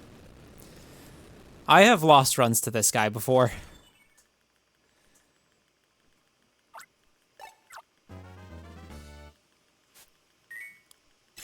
So yeah, honestly, I don't even mind that I lost a little bit of time to that fight. This is such a difficult boss.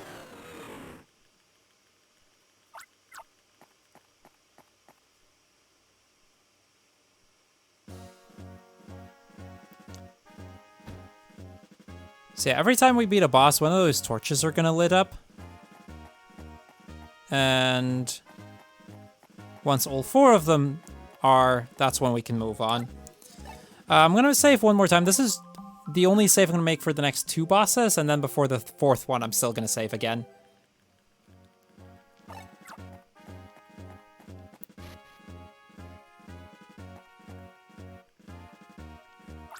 So yeah, this is the one that's supposed to be done first. This is where the Kingdras are. Now, there is actually a cool little thing I can do in this next room. It's possible to manipulate the Gyarados, or at least the first 2, that I can just keep walking and never get hit. But it's kind of difficult because I need to be on the very edge. You saw it there with the first one. I need to be on the very edge of the platform in order to make that work. If I'm off just a pixel too far, I fall down.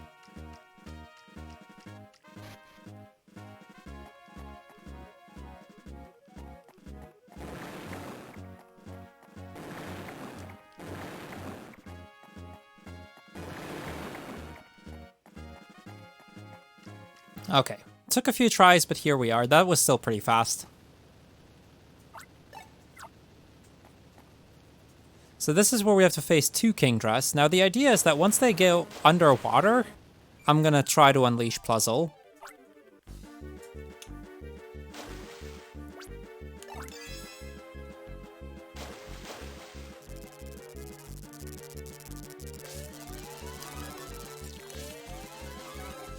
And there we go, that's the Kingdra fight.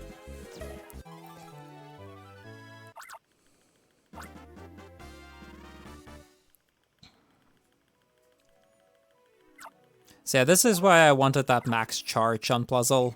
It makes that fight so much easier. Because if you fail to capture them through the Pluzzle charge, this fight can actually be a nightmare. Because of them constantly going underwater.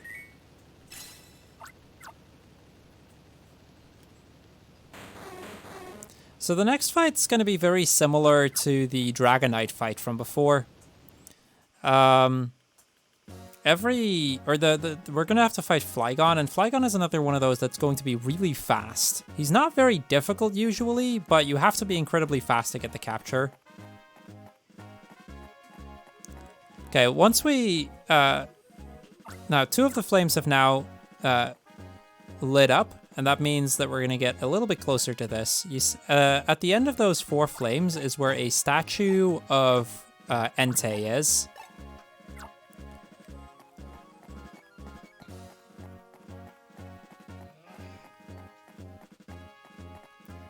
We also find out that there's a few of these goons hanging around one of the trials. We're going to skip that trial for now. We're going to move on to Charizard, or sorry, to Flygon first.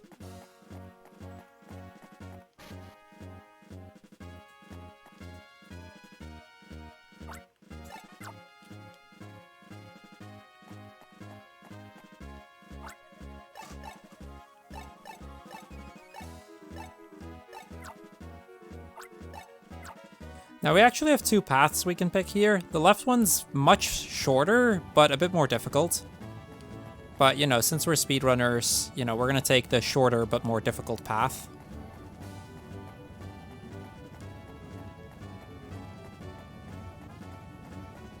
Still not very difficult, by the way. But yeah, that gets us to Flygon pretty quickly.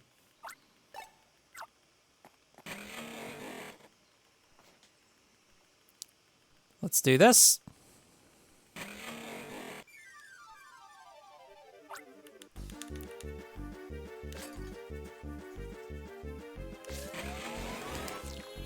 Super quick capture. Let's go. That was really good. Now, there is one little issue that I have. My charge is not as full as I would want it to be right now, because usually I would do Salamence second, which would mean that I'd have full charge for Charizard, which I now won't have. So the Charizard fight could actually be a little bit of a problem because of that. I have enough for a 1 charge, which is hopefully enough. We'll find out.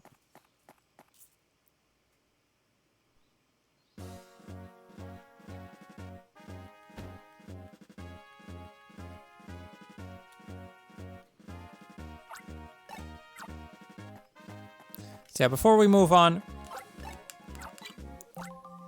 Charizard is often considered as one of the hardest fights in the game, just like Salamence is. So I'm gonna make sure that we're at least safe before we go into it. I wouldn't be surprised if we end up dying on this a few times.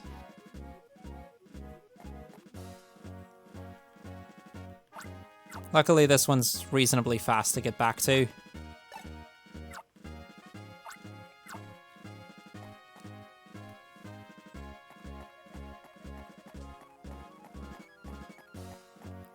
But yeah, first things first, we're gonna go up here. And then we meet with some familiar faces again. See, it's the Go Rock squad, this time with a Charizard. And we get their usual intro, so Mayu, if you want to talk about something, you've got a couple seconds. Okay, yeah. At this point, I'd like to point out the upcoming incentive we have for Metal Gear Solid Any %. If you want to save the frames and kill Meryl, or go for the low friendly option and save Meryl, which will cost a few minutes.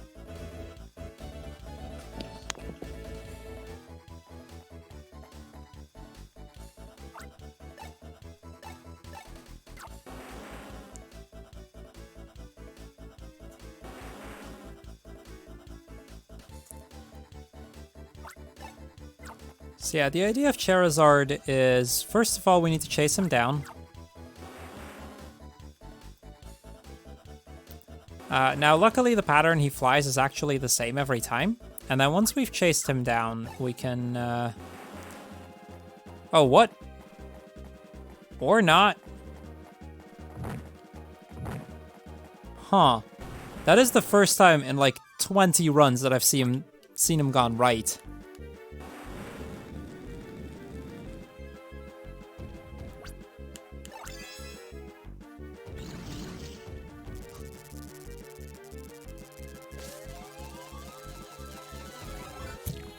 Oh, sorry, kind of bumped into the mic there, but we got him. Really good fight, though. Really good fight.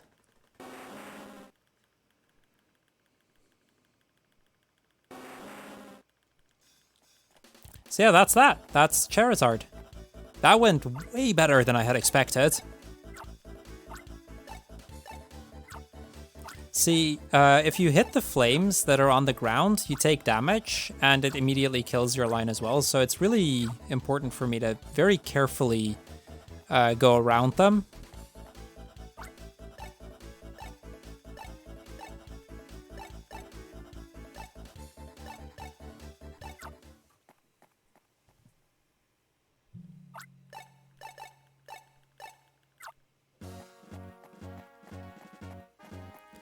Yeah, now that that's done, that's the last flame out of the way, and we can move out.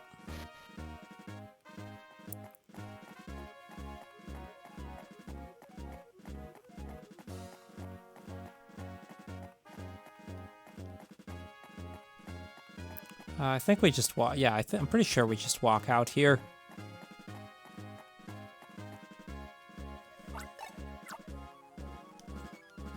Or no, okay, I have to go to the Entei statue. I wasn't entirely sure.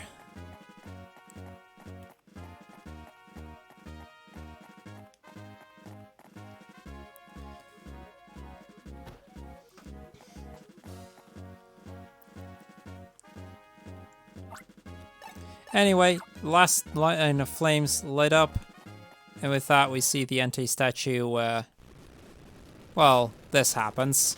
It disappears.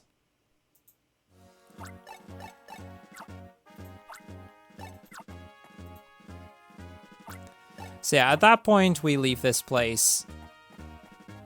And, you know, that's kind of all over. That's the end of the trials. Now, that's not to say we're done here, because as we leave, the thing, like the volcano here, it's actually underneath it was a volcano, and that thing just started to erupt. So we're gonna have to do something about that.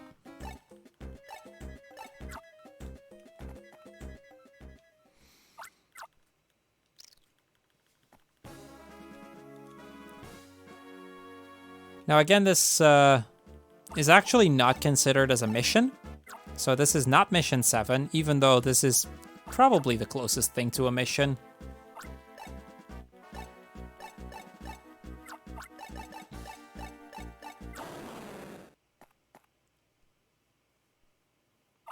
But yeah, it turned out Entei is now awoken. Or awoke.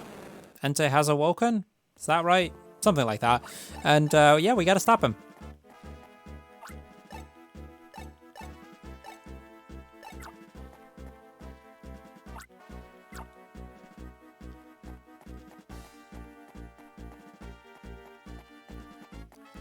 There's a couple battles along the way that we're gonna have to do. Some of them easy, some of them a bit more difficult. Most of them pretty easy, though.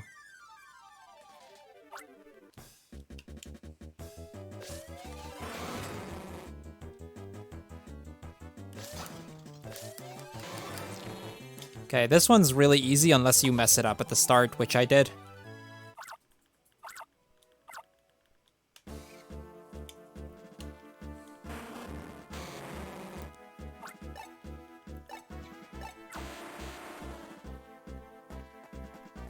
In 100%, we actually go towards the Entei statue first, because there's a battle with Rapidash there, which is really convenient for us to do. We're going to ignore that guy for a little moment. First things first, we're going to go up here, because we want to use the Thunder Shock on these two, because these are really annoying to capture, and then I'm going to use the other fights to charge it back up.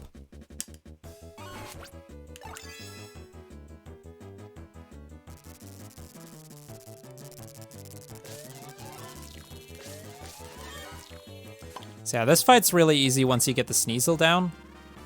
Luckily, I got Meowth fast enough that I don't have to worry about the level up here.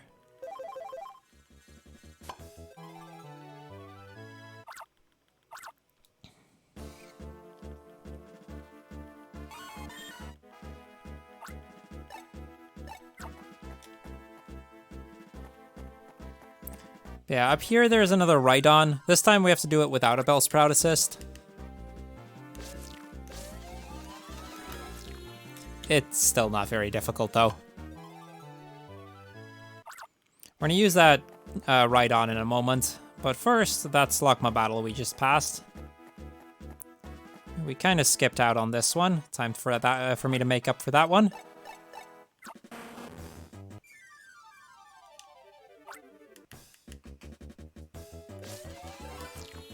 Super easy.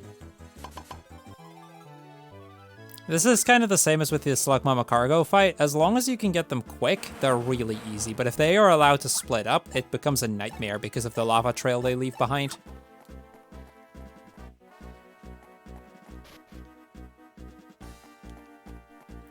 Okay, I'm gonna take the right path here. That's to help me dodge some enemies.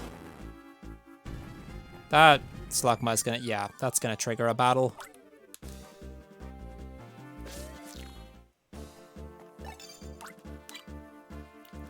So yeah, this is what I got Rhydon for. I knew that rock was going to fall, so we're gonna just use Rhydon to get rid of it. Easy as that.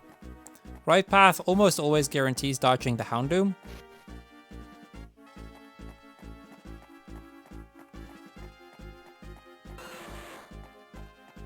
And then up here, I've never seen that Magmar follow me like that. That's really annoying.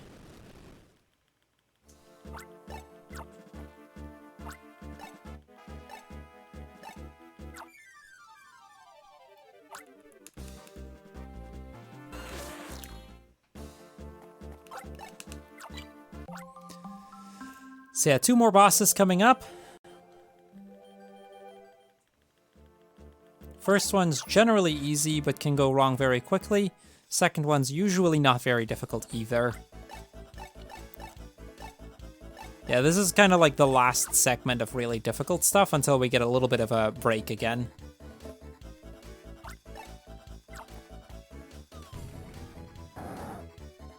Time for me to fight Slacking.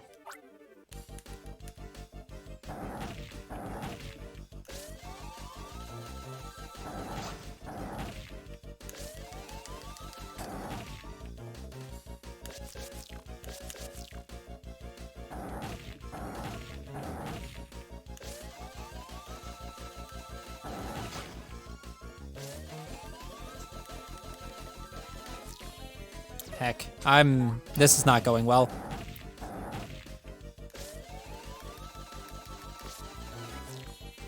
One circle off.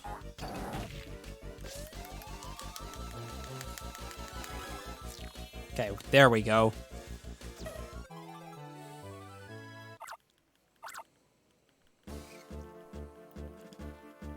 Slacking is one of those fights where you have just barely enough time, and it can get quite difficult if you don't make it.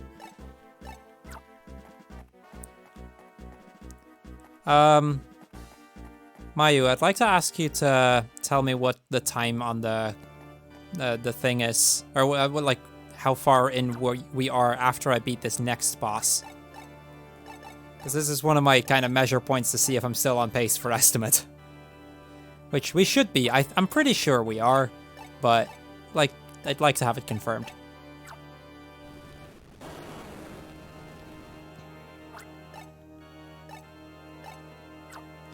Yeah, this is Entei.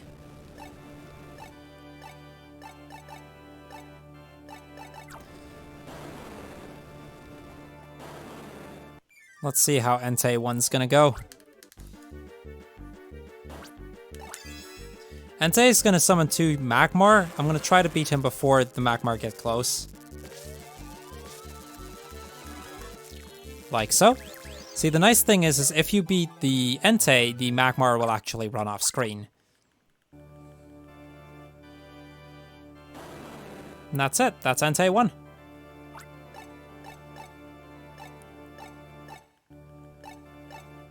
Interestingly enough, also the first version of the final boss.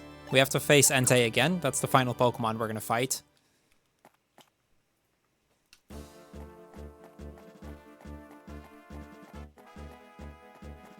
So Mayu, what's the clock at right now?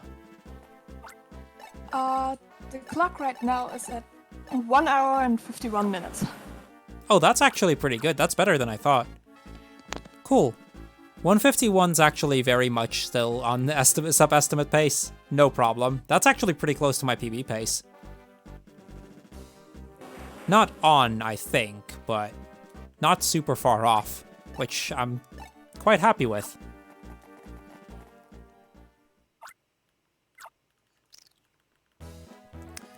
Still a long way to go, though. 151's a good start. Yeah, we get back to the base. This time around, we're going to take the Dragonite to move back to Fall Town, I think? Or Fall City? Yeah, Fall City.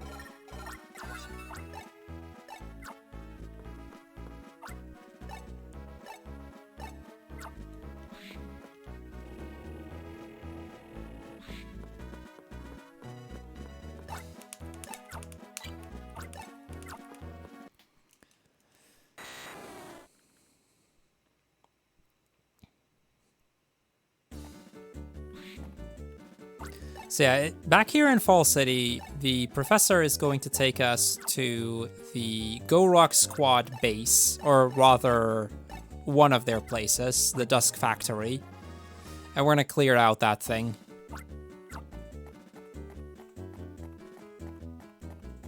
It's not their headquarters, but it is a fairly important place to them, so...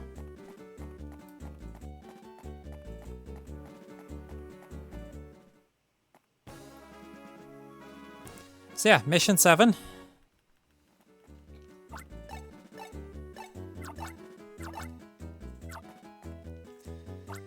Now the gate is locked, but the password is super easy.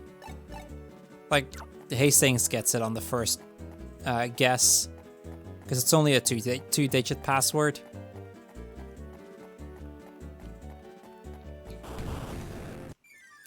Okay, I actually got a Meowth alone. That's really good. I almost always have at least one Voltorb joining in on the fight, so getting it alone is really useful.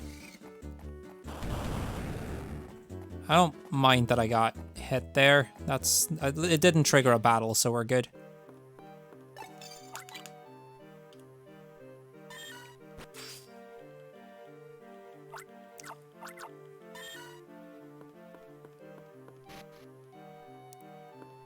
Okay, double Voltorb fight here.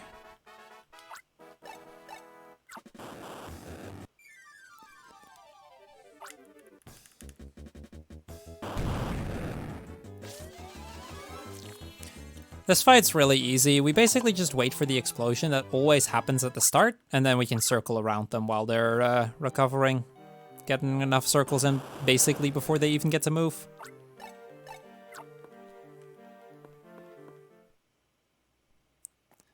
So time for some familiar faces once again.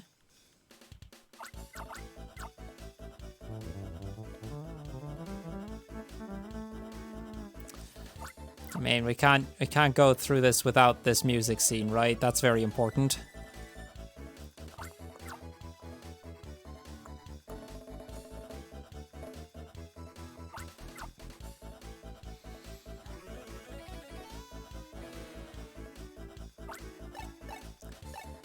Basically, these guys are just rehearsing. They don't even know we're there and that we're listening, but these guys are rehearsing and we overhear them rehearse. That's the idea.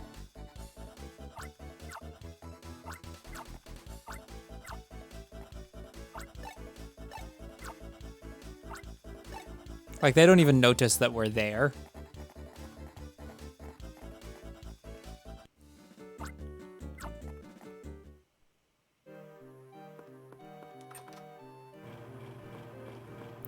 Now, the way that this factory is being powered is through Pikachus and Raichus and machines like this, and that's really, really mean. So we're gonna save them.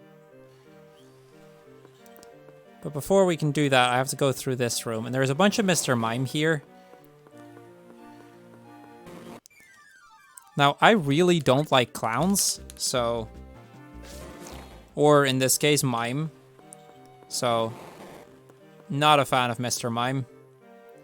And then as we cross, we actually have to do a fight with 2 of them. Now, this fight can go really quickly, or really, really brutally slow. Okay, that's the quick version.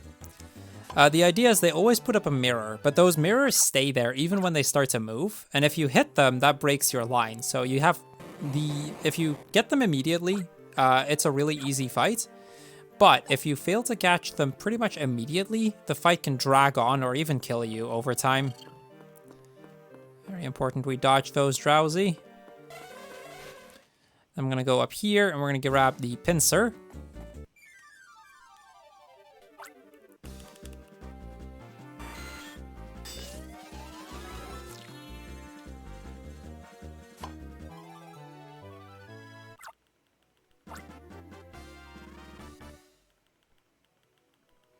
We get another level up.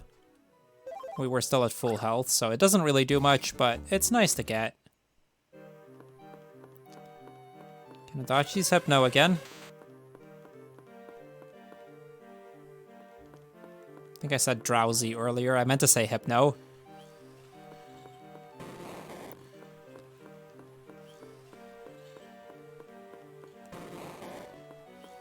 Past that, Mr. Mime. So we used the pincer here to break out the Pikachu.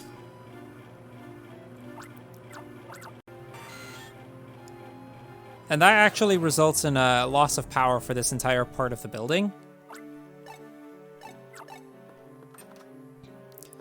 And as a result, there will be Ghastly showing up now. Now, the Ghastlies overall aren't a huge issue unless they get too close to a captured Pokemon of mine.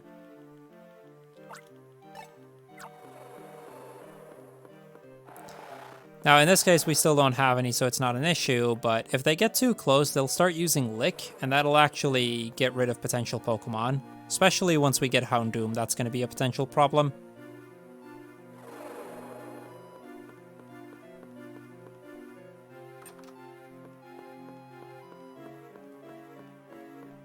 Okay, Muck and Double Beldum here.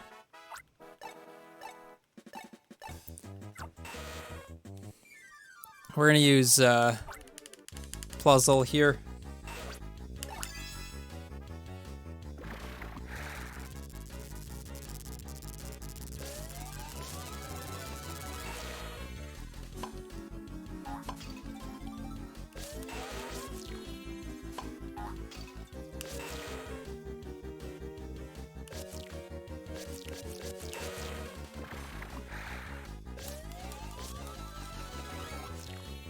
I didn't quite get the Muck with the Pluzzle assist, but at least we got the Beldums out of the way, so from there on the fight wasn't too difficult anymore.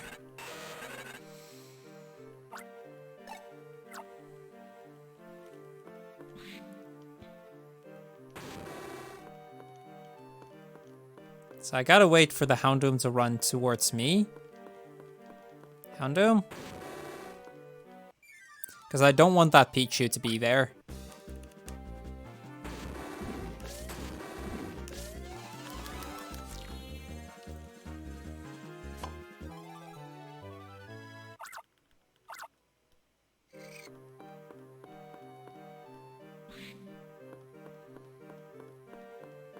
Okay, so now we're going to go back up. I'm going to have to be very careful to try and dodge the Ghastlies. I do actually want to catch one Ghastly. That'll be this one.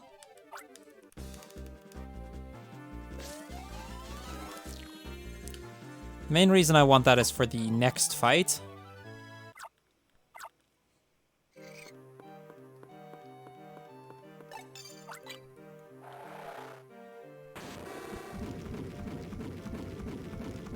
So we're going to burn that trash away. And then I can go downstairs. There's a fight with two Machops and a Machoke here. And we're going to use Ghastly to make this fight so much easier on us.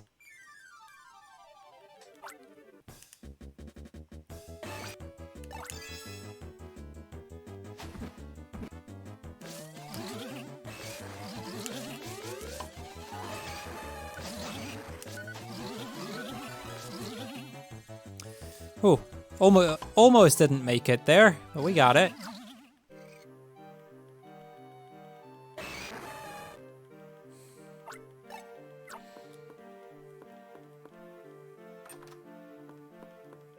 So now for one of the more fun fights down here.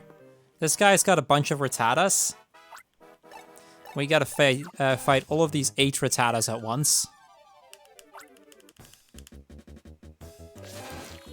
And that's the entire fight. That's always so satisfying when that goes well.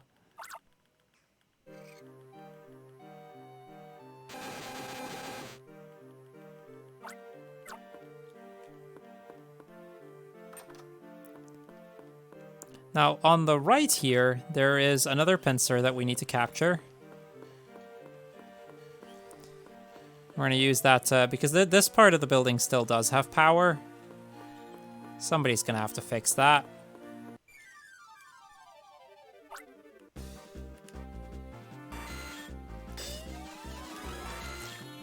If I'm not mistaken, they actually make the machines here that they use to capture Pokemon, something like that.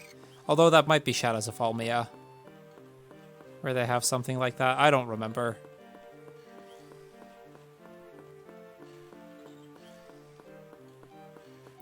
But yeah, a bit of an arrow maze here that we need to go through.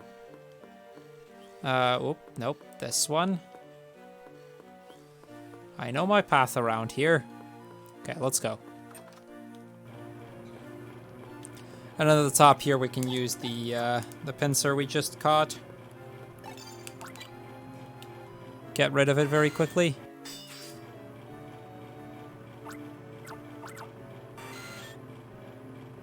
We need the power to go out in certain areas because that also opens up the door forward.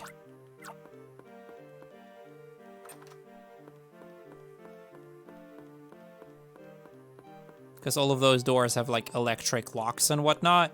So by destroying the lights, it's going to be pretty easy for me to pass.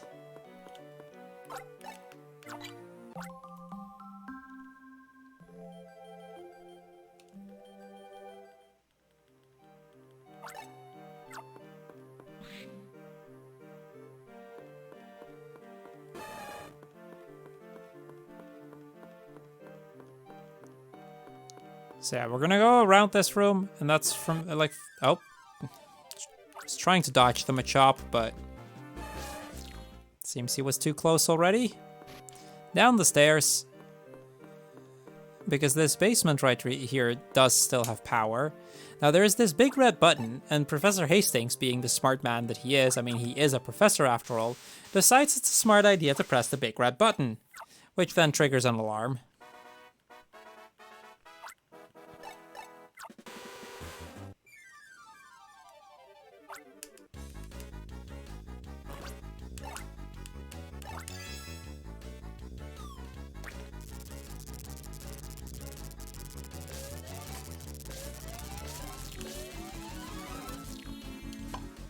Okay, as long as I had the Crobat, I knew it was going to be okay here. I wasn't as worried about Ariados, but Crobat's kind of a big one.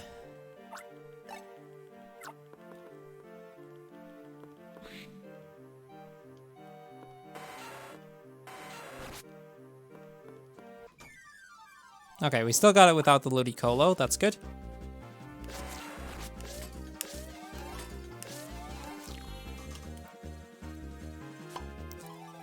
Scyther comes into play later.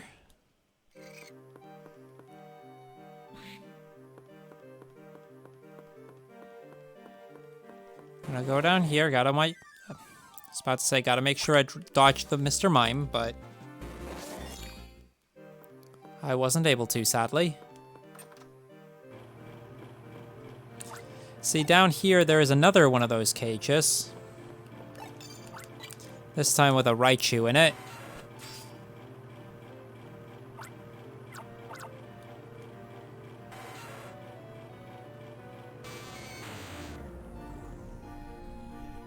Now we are gonna have one little issue, and that's with the next fight. Normally I'd Puzzle that, but I don't actually have enough power for Puzzle to use Thundershock, even on its weakest level. So we'll have to see how that goes.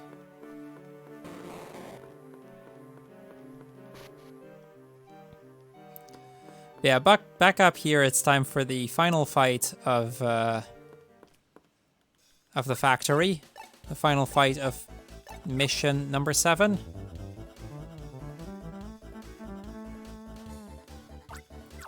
This time against Scizor.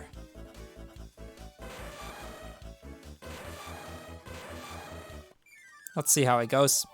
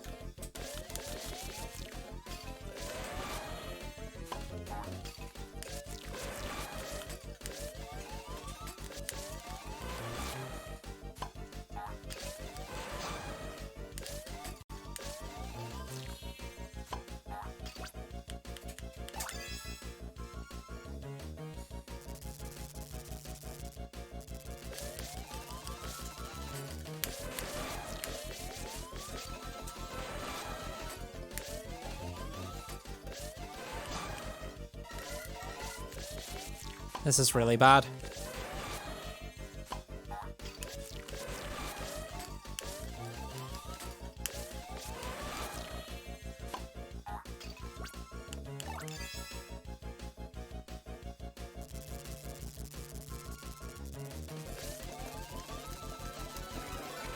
Okay, we got him.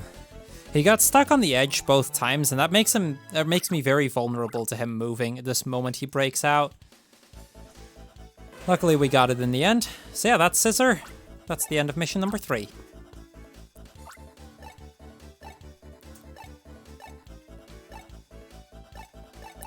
So now we get to probably my least favorite part of the entire any percent run. Next up is the Gyarados mission, and if you've ever done this part, you'll know that this can either go super quickly, or it can take you a century and a half to do. And sometimes you just don't really have a good way of influencing it. So first things first though, we get rank number, what is it, 8? Yeah, 8 I think. Doesn't do that much for me, sadly.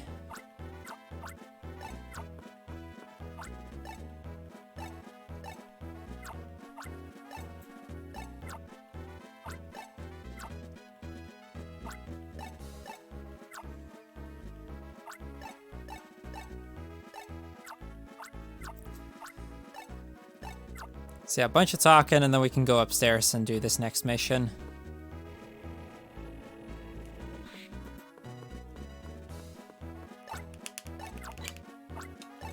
Honestly, I'm surprised at how well the run's been going, considering I've been using a plastic spoon this entire time as a stylus.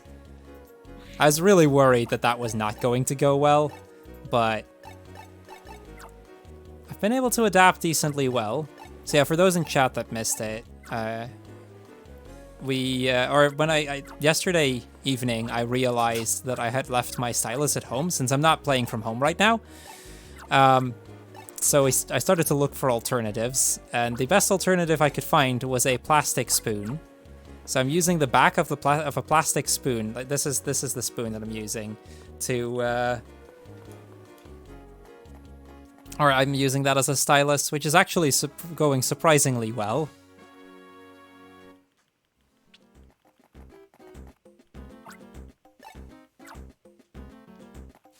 Okay, so this is the escort mission through the forest.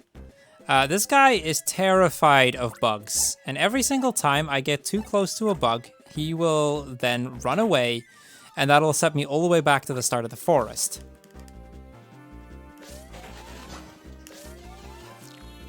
Now, the problem with that, and that's kind of what makes this part annoying, is this place is full of bugs, and sometimes they're impossible to dodge. My PB, I think, gets this 3rd try. Like, some runs have gotten... I know the English world record currently has it 1st try, but even top runners I've seen take 5, 6, 7 attempts, if not more, in order to get through it if they get unlucky. Okay. That Ariados is a problem. Okay, he moved out of the way, that's good. We're not in the clear yet, not by any means, but...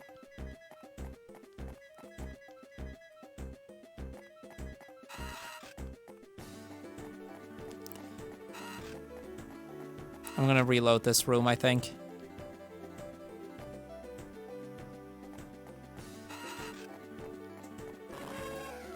That's what I mean. Sometimes the Ariados can just be in a position where you can't easily pass him at all.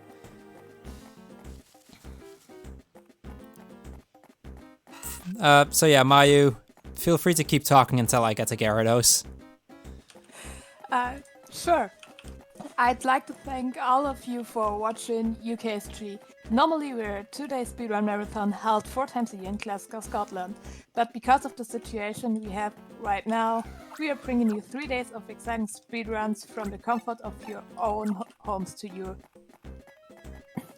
We are raising money to support Crisis, a charity supporting people out of homelessness for their good.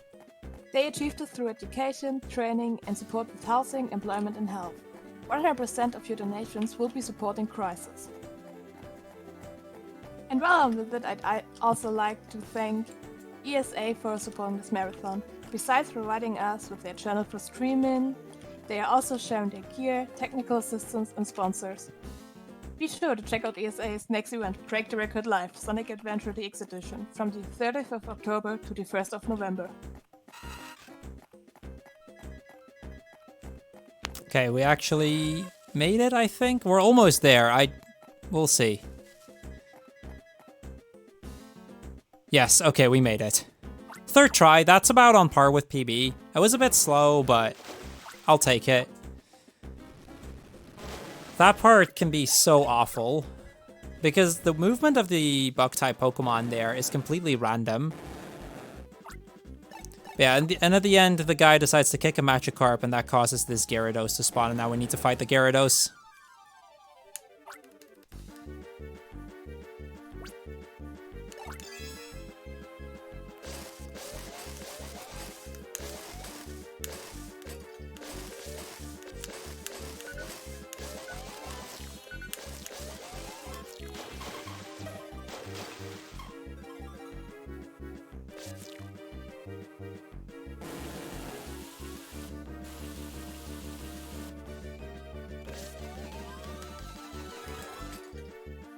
So close.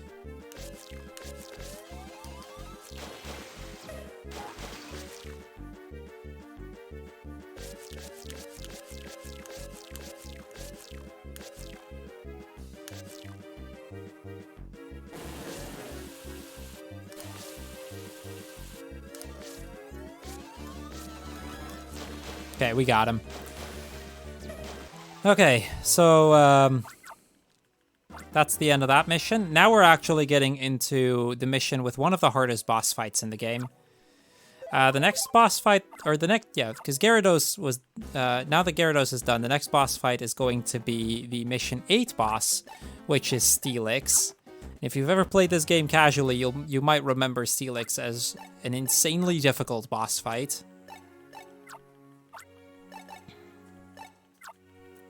Yeah, that's the Gyarados mission done. Not really a whole lot more to it than that, and we'll see how we hold up against Steelix. I will save before the boss. I tend to always do. But yeah, basically the reason we had to go there is because there's part of a submarine that the scientist was trying to build. And now that the submarine is done, we can actually move on to a underwater cave that we need to investigate.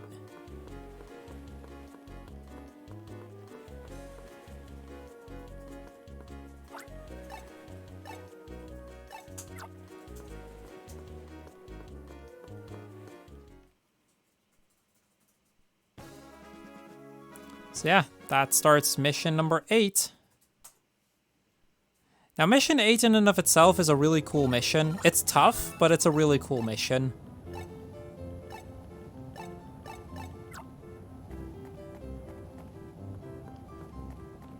This is also for the first time where we're going to meet some of the rangers from the last town we haven't visited yet, the winter-related town. I don't remember I think it's Windtown? I want to say it's Windtown, but I could be completely wrong here, so, you know. Don't quote me on it. Gotta be very careful of these jinxes here. If you get hit by one of those hearts, it's awful.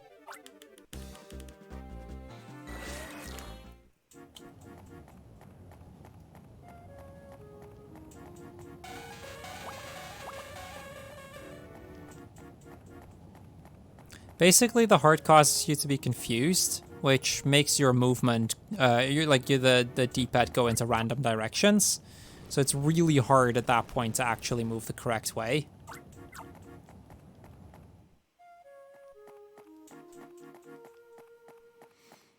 So now we get to this ice cave over here. Before we actually move on, I'm going to go all the way left. There's a Poliwrath there, and I want that.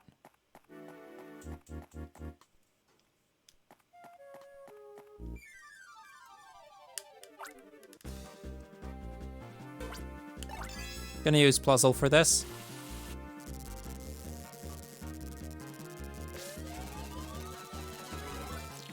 Poliwrath itself doesn't necessarily require me to use Puzzle, but I don't have to worry about using Puzzle much for a little bit anyway. Because we should be charged up enough before Sneasel to use it again, and then I don't actually need it until the next mission somewhere. Yeah, the reason being, there's this Steelix sleeping in the middle of the path here. We're gonna use Poliwrath to move it out of the way.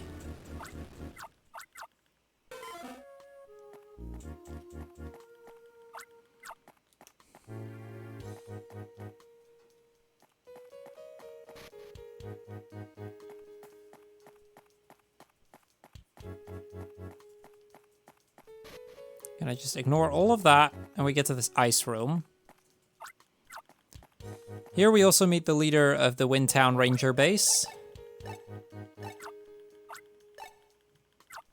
And she mentions there's these Piloswine that are being a bit aggressive, but the reason for that is they've lost the their Swine-Up, their child. Swine-Up's been missing, and we're gonna go find it.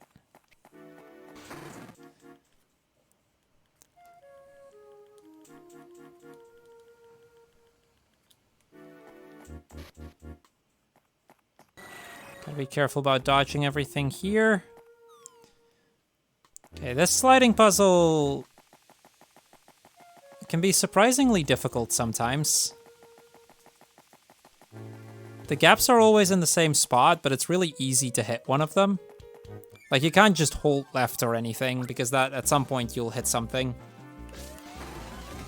So there's not exactly one button that you can hold and it's a surefire way through. You kind of need to know where the gaps are.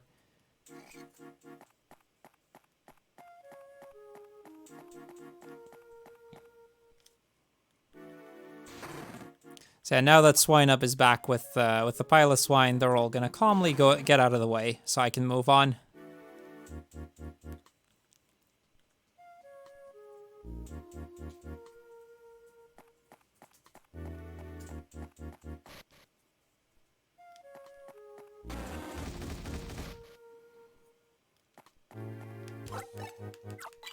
So yeah, right here I'm gonna save the game because we are about to face another really difficult boss. Definitely one of those bosses that if you mess it up, it can just destroy you. Probably the boss I've died the most to.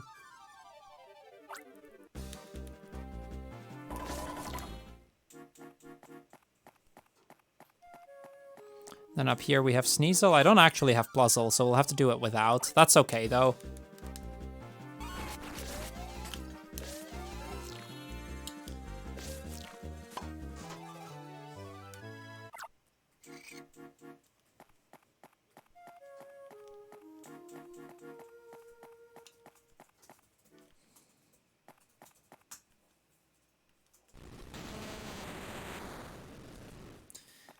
Okay, there's Steelix. So we're gonna wait for Steelix to kind of be in a nice position before I use Sneasel on it.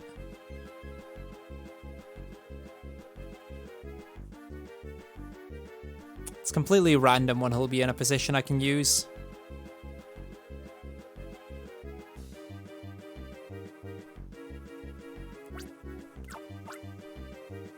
For a moment I thought he was, but he wasn't. Come on, Steelix. We kind of want Steelix to start running in circles. Preferably not too close to the edge of the screen, because if he's too close to the edge of the screen, there's still nothing I can do. This is just a waiting game. Nothing I can do about this. This is random. If I touch Steelix, I take a ton of damage, so...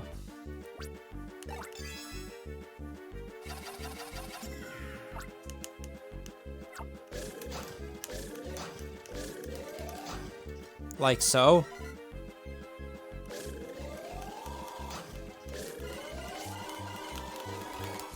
Ooh, that was close. See, this is what I mean with this fight being very dangerous.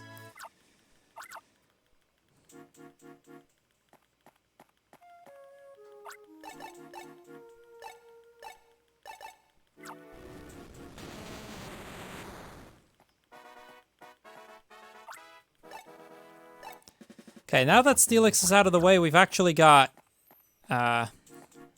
we'll have a bit of an easier time coming up. There are still plenty more tough moments coming, but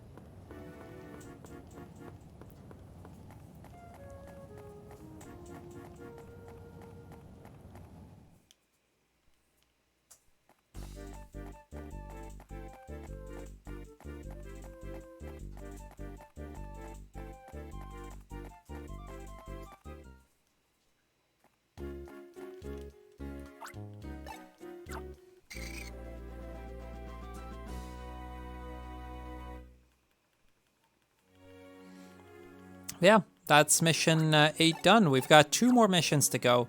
But before we go into the next mission, like pretty much every part now is going to be relatively lengthy.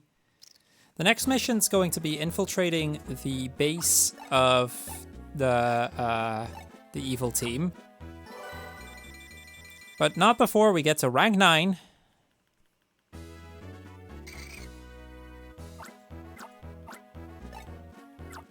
That's going to unlock the last bar for Pluzzle, which means Pluzzle is now at its max strength.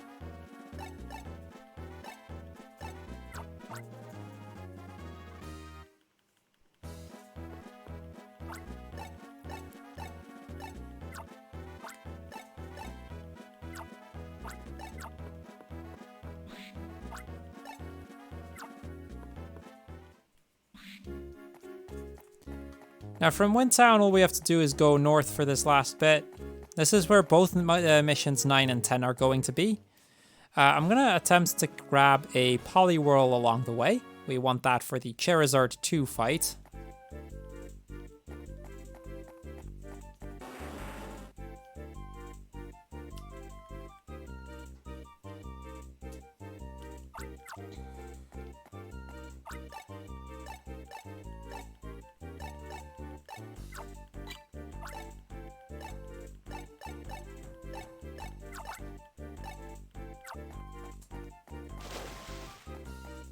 It wouldn't have been an issue if I hadn't gotten any yet, but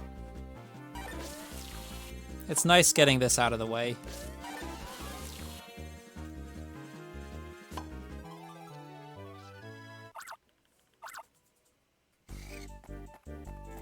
Okay, there's going to be an Arbok here. We're going to try to dodge that. And then we're going to get to this guy. This guy is obsessed with C-Dot.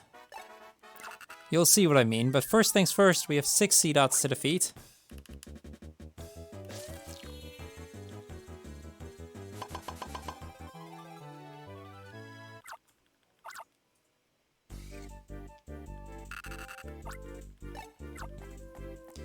We're gonna have to fight him 2 more times, by the way. That wasn't the last fight. Wow, Pikachu. That's mean.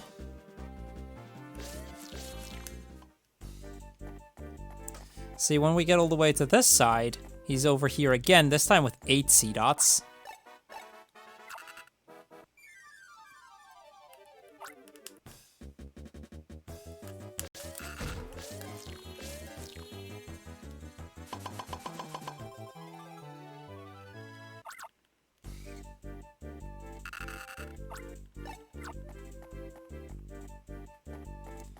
Okay, moving a little bit further over the bridge here, we meet him again. This time he has 7 C-Dots and a Nuzleaf.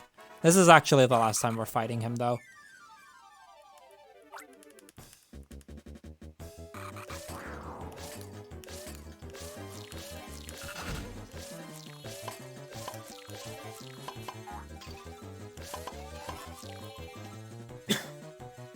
Okay, that was a pretty slow fight. But now that the fight is done, all of those C-Dots are going to leave us, and we can actually move on to the next little sequence. I gotta watch out for the tree here. There's a bunch of Shiftry in there. If you don't get too close to the tree, they don't even show up. But if you get too close, you'll be attacked by a bunch of Shiftrys.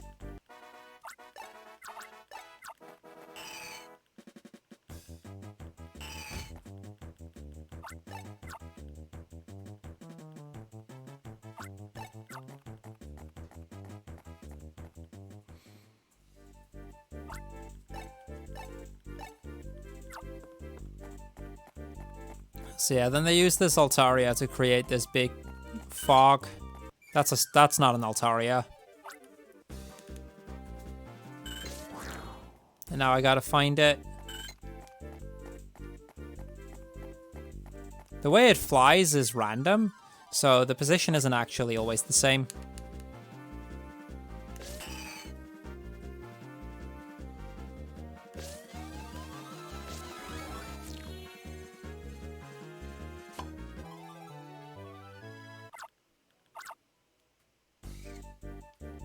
Yeah, once we capture the Altaria, the mist will be gone, and from there on we can move on to this next sequence.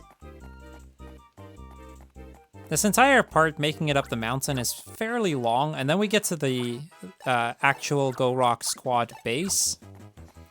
And that's yet another fairly lengthy sequence. This is probably the longest mission that we do.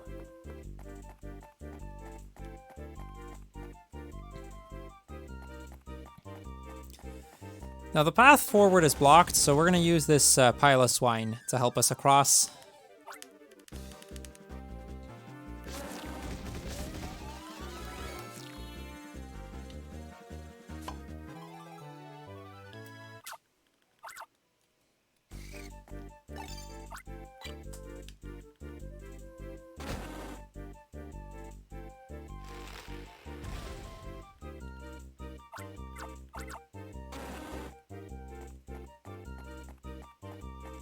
So this would have been where the backup Poliwhirl would have been. Luckily we don't need to. See, at some point we get to the part of the forest when all of the trees seem to be burned down. Turns out Charizard is causing some trouble again. This is the exact same Charizard from before, I think. We're gonna help him out.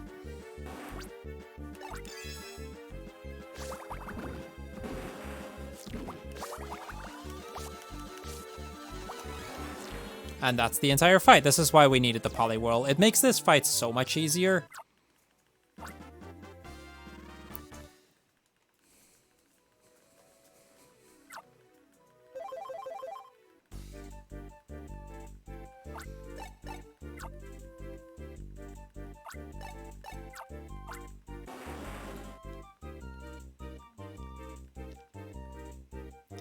So yeah, Charizard now being rescued.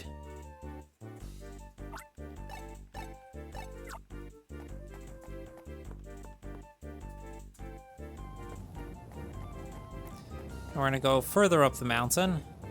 I'm actually gonna attempt a damage boost here. That's unfortunate. I want to at least showcase it. If you fail the damage boost, it actually loses a lot more time than it saves. But if you successfully do the damage boost, it saves just a little bit of time. But they are kind of precise.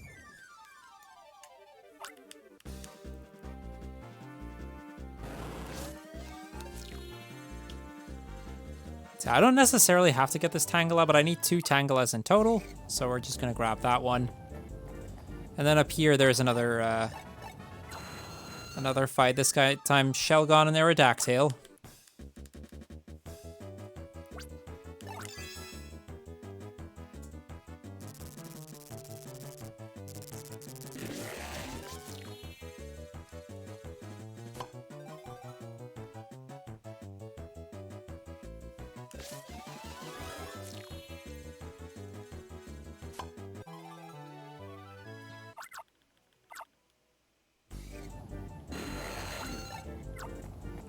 So yeah, it is always a bit annoying to have to use the Puzzle Assist there, but it's okay if I need to use it there. We're gonna skip that Tangela because I'll grab this one instead. That way this one can't get in the way.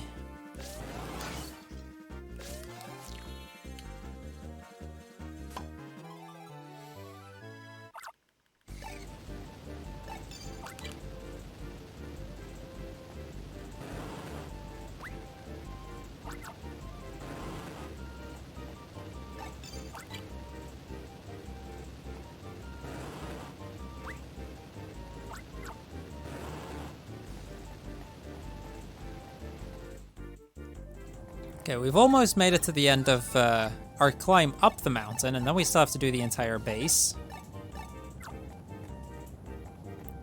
The other ranger, she's gonna leave us here. She's gonna leave the rest of this to us.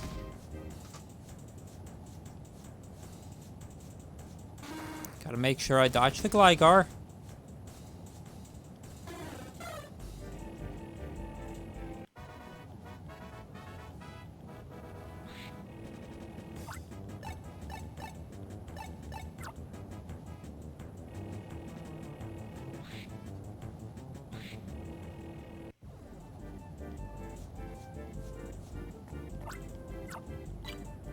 Okay, we click the button.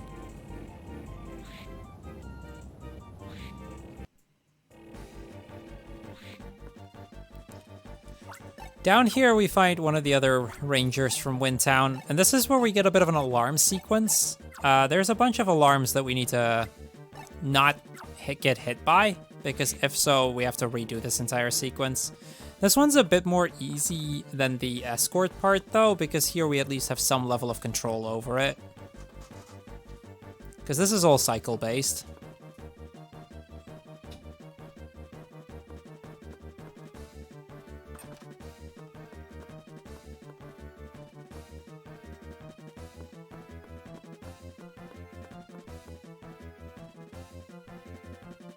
Kind of missed the cycle there.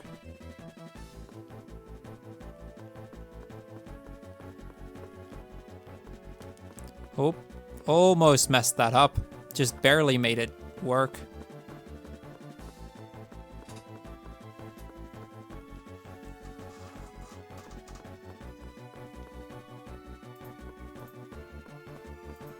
Okay, we made it past the alarms in one go. That's really good. I am going to save the game here, because there are some fights coming up that can be difficult.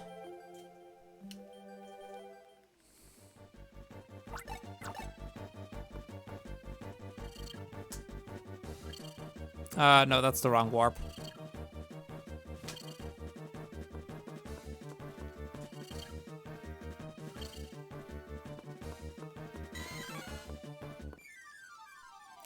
I can actually grab the Mankey here, that's fine. It might not seem great to get a Mankey, but Mankey can actually be quite helpful on certain fights.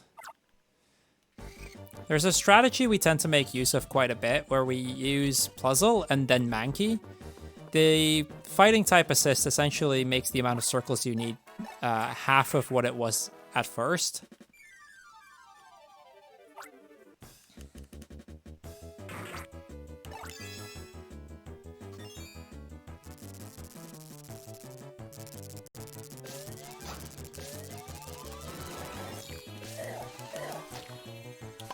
Okay, there we go. Got hit once, but that's okay.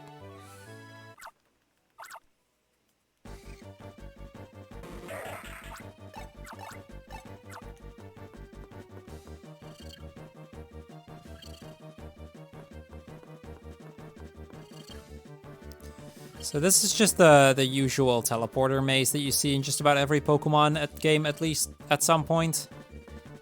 Like every good Pokemon game has at least one teleporting maze. Or at least so they say.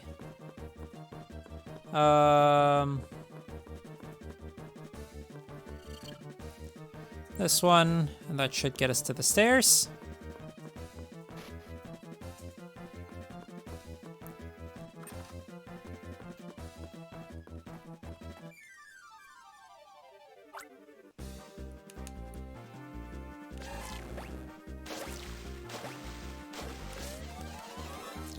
So yeah, the next bit is all going to be about preparing for the upcoming boss rush.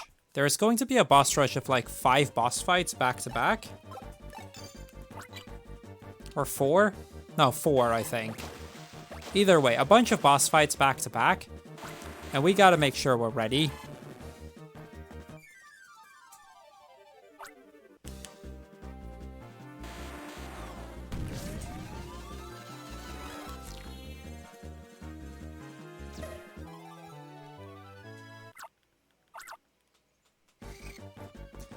So we get those. Outside here, we have to get a Sneasel.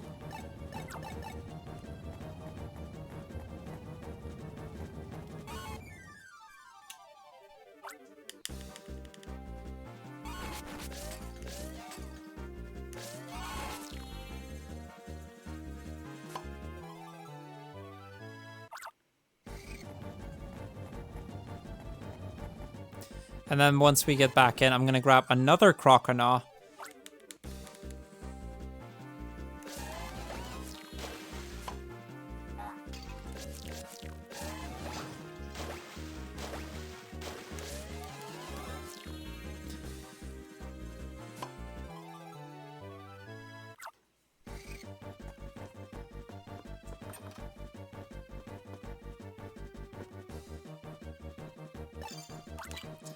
I'm going to use Sneasel to break the fence here. And then I'm going to save the game. Or actually, no, I'm going to grab Electabuzz, and then I'll save the game, and we'll start the boss rush.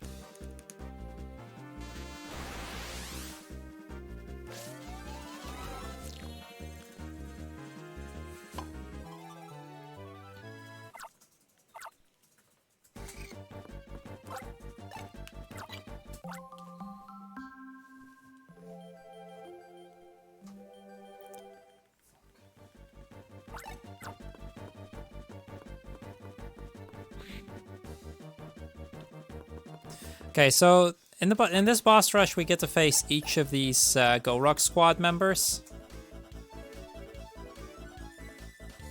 The first one of those is we have to fight these two Camerupts.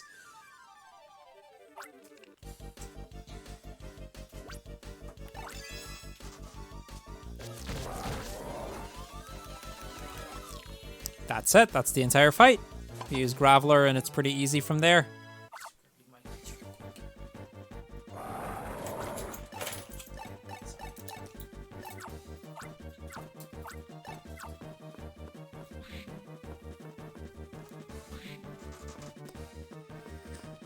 Now this next room is actually one of the more difficult ones. And this is where I'm going to use that Puzzle Mankey strat. Now the Puzzle Mankey strat's actually a 100% strat. We don't normally use it in any percent because it is slower to get the Mankey, but it's still worth it.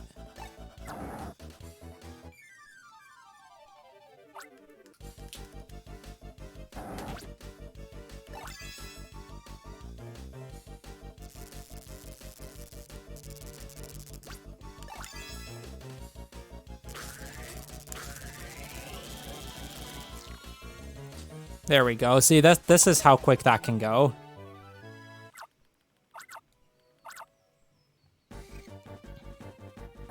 That's why I really like that strategy. It's not, like I said, this is a 100% strat, but it can actually make that fight so much safer.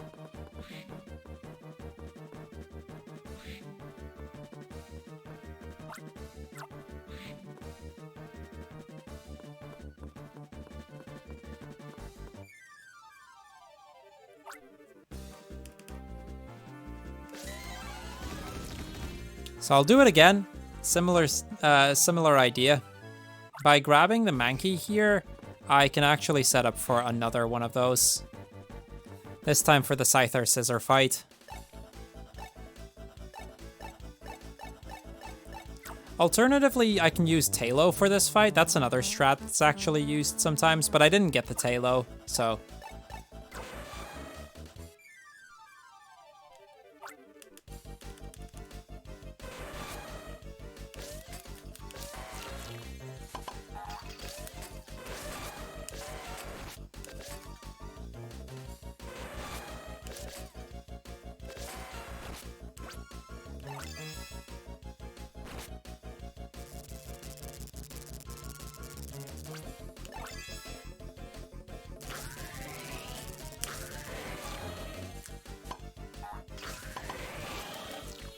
Okay, there we go. That worked.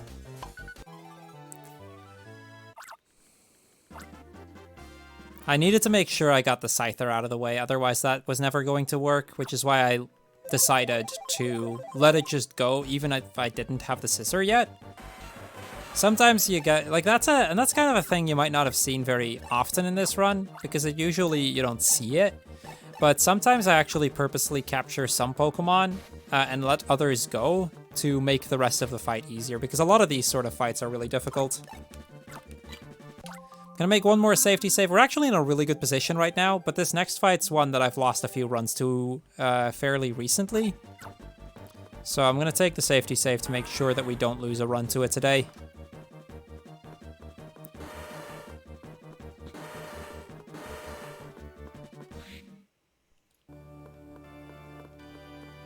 See, now we have to face the entire Go Rock squad. And what that's going to be is we are going to fight Larvitar, Pupitar, Tyranitar.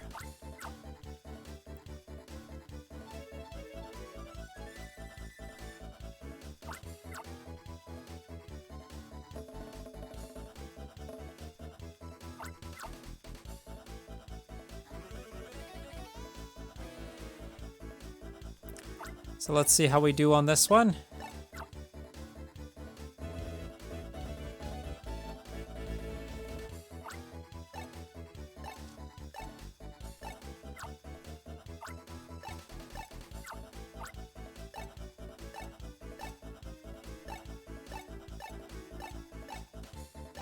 By the way, that was the last, I think the last time we saw that cutscene, so hope you guys enjoyed seeing the Go Rock Squad's performance.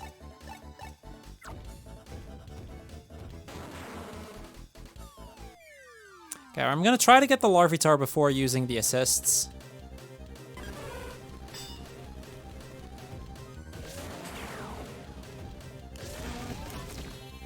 Okay, that's good.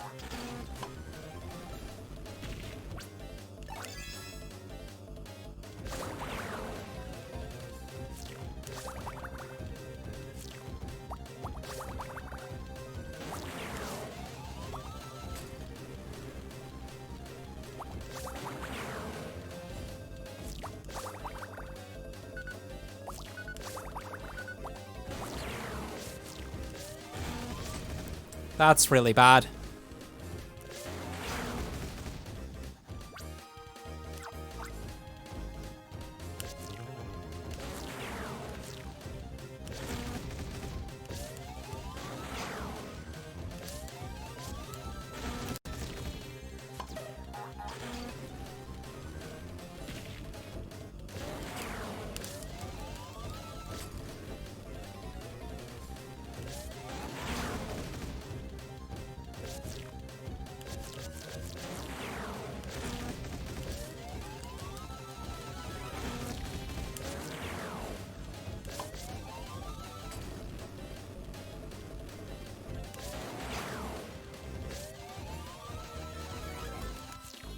Okay, that's actually really surprising. Usually when I can't manage to capture either of them using the Croconaw, it's almost done right there. Managed to get through it after all, though.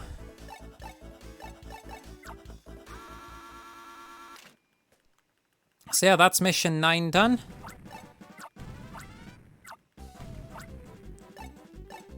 Now, because we've actually defeated them, they're going to be destroying the entire base, so that... Actually, I don't know why. They just decide to destroy the entire base.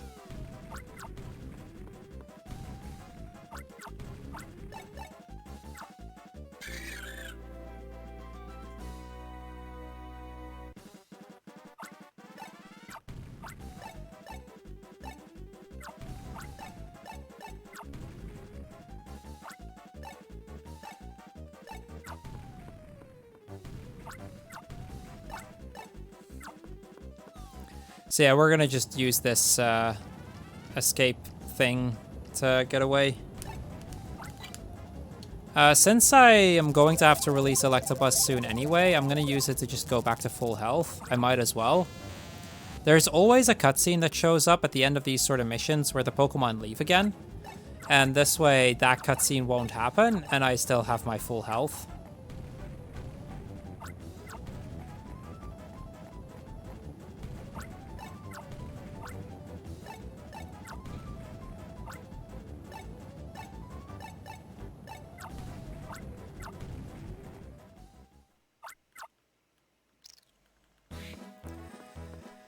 Okay, now that that's done, we can actually go to the final mission of this run. We're gonna get to rank 10. We now have the maximum rank we can get.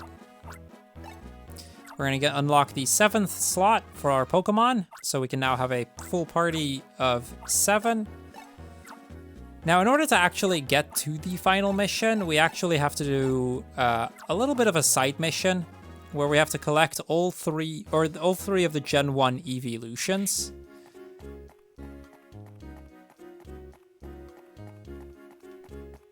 And this is all in order to get to like the big plan of Go Rock Squad.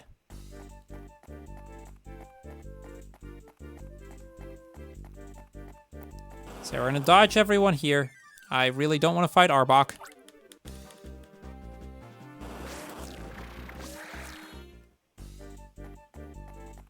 I need to watch out for those C-Dots especially, because they lose much more time than Arbok.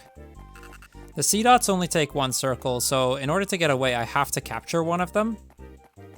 Which means that at the end of this, they are going to leave again, which also adds an extra cutscene. So you can kind of lose time twice. First, because you got the encounter, second, because they then have to leave your party again. Yeah, we're just going to work our way up the mountain. This is kind of the same path as we did before. I'm going to try to do another one of those damage boosts that I failed to do earlier. Let's see if I can successfully do so the second time around. See, that's what I mean with the damage boost. That's how you do it.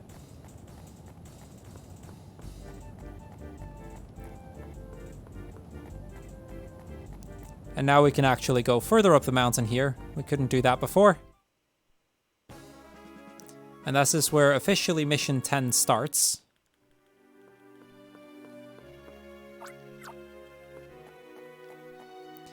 But first things first, they're going to lock the door for us. And it takes a Fire 3 Pokemon in order to unlock the door. Now, we don't have any of those. So we're kind of shut out here.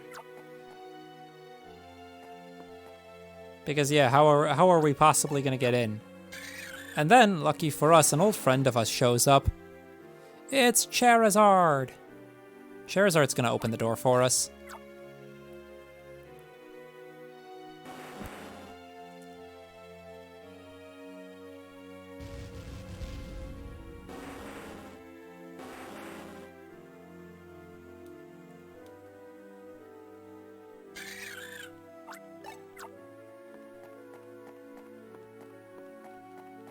So I'm going to grab Golem, because I really like Golem for the Entei fight.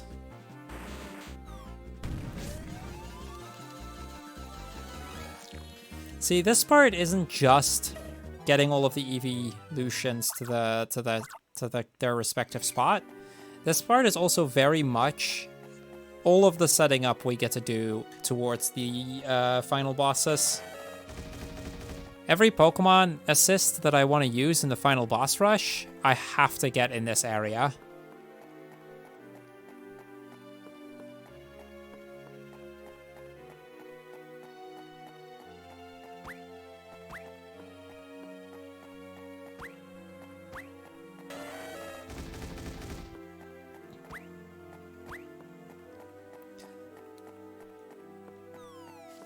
Okay, we're going to grab the Ariados.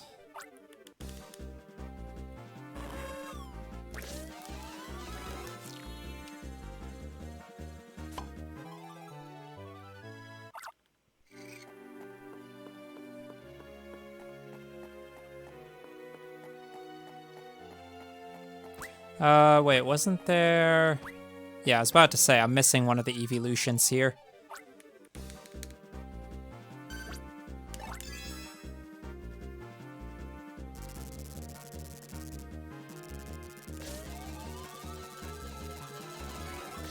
You only get so much time until an evolution decides to run away, so I need to always be somewhat fast, at least, in catching them.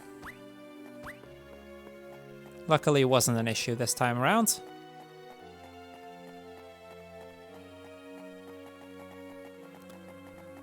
Yeah, this is where they need to be dropped off.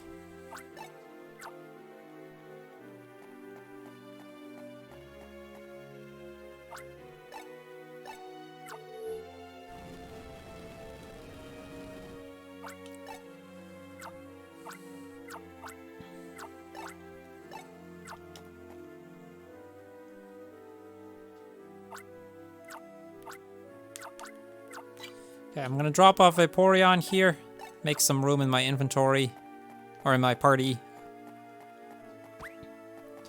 And I'm gonna jump down here. This is where I can get Jolteon.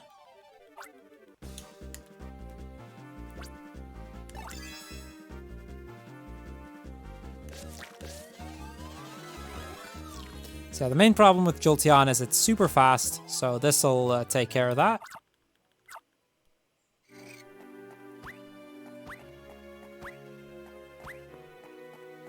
Now we're going to make our way back up once again. On the way, I'm actually going to attempt to get a Raichu. Raichu is just a healing Pokemon, so it's not actually by any means required for me. but it's really nice to have a heal Pokemon going into the final boss rush. And it's a pretty easy one for me to get as well.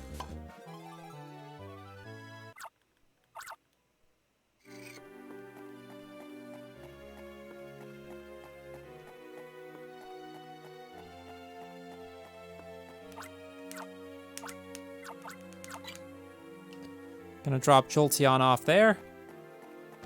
Then I'm gonna just go down here. This is where the last ones are.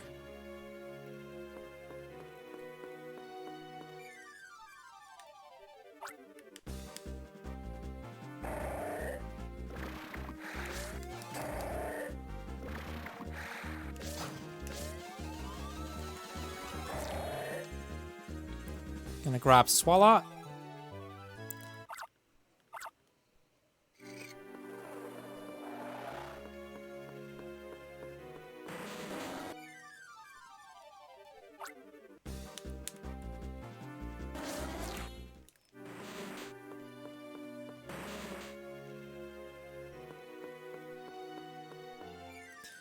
Down here is Flareon.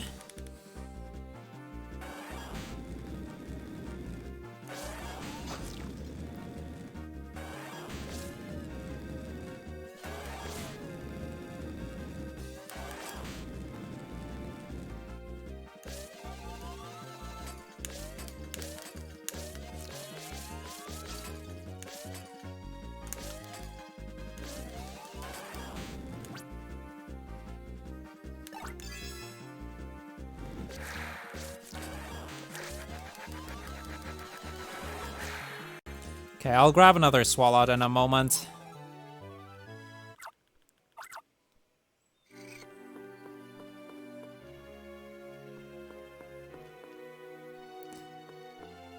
Okay, yeah, I kind of wanted them apart because I just want Espeon. I don't need Umbreon.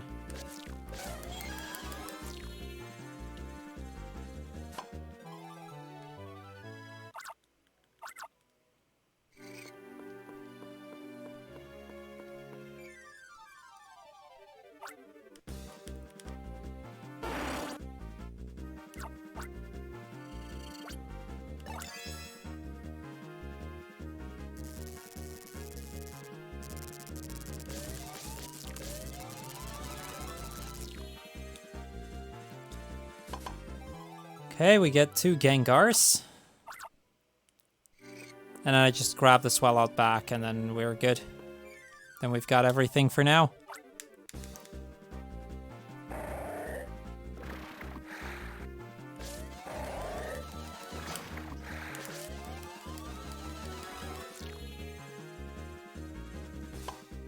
Just quickly checking to make sure that I have everything, but it does look like it.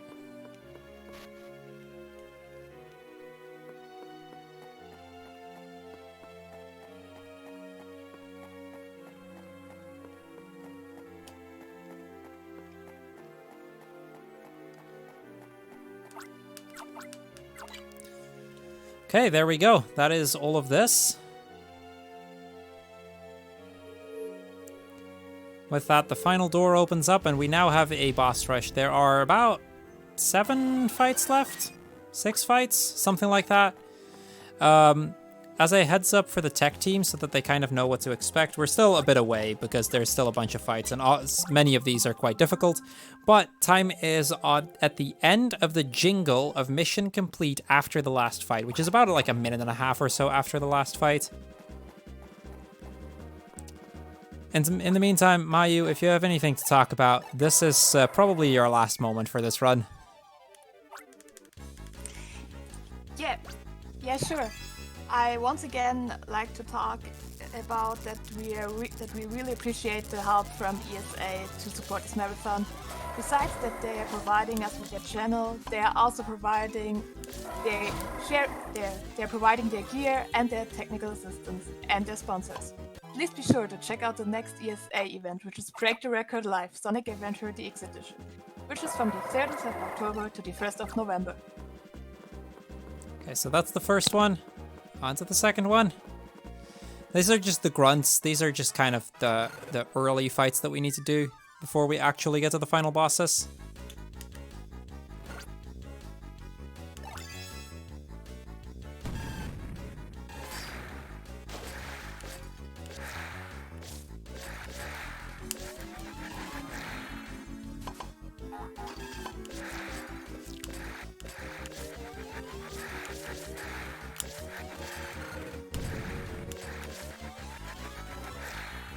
Okay, that's 2.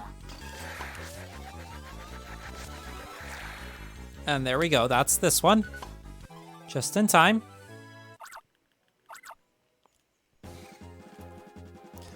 See, ideally I'd level up about now, but I think I'm still a decent bit away from a level up, which is what we have Raichu for if I need to. Okay, we're gonna use Gengar for this one. One of the 2 Gengars we have.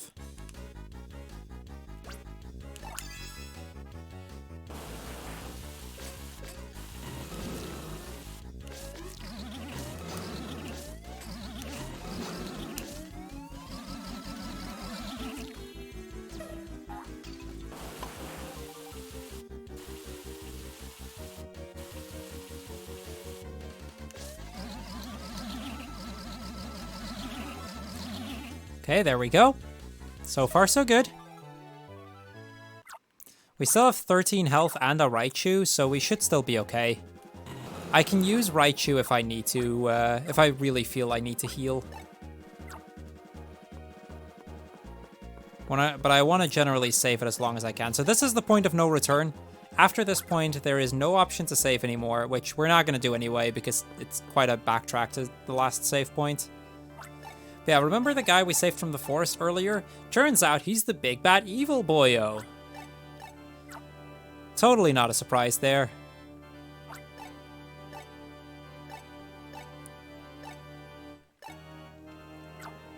So yeah, and he's got all 3 of the legendary doggos under his control, so we need to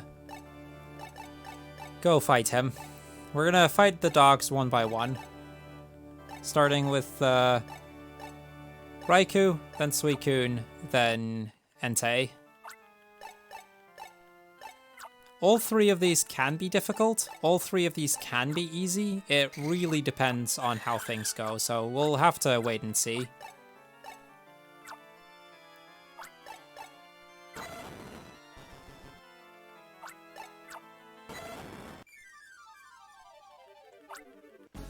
Okay, this is probably the hardest.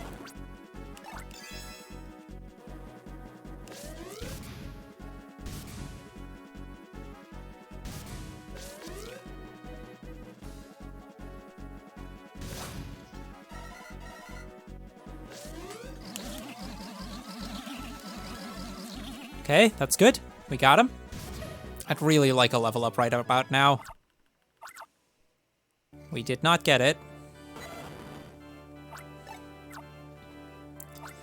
Okay, 2 more fights to go.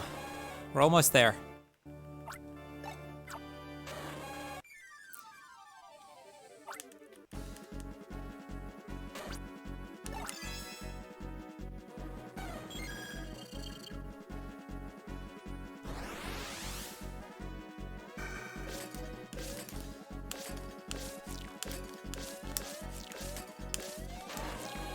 That's really bad.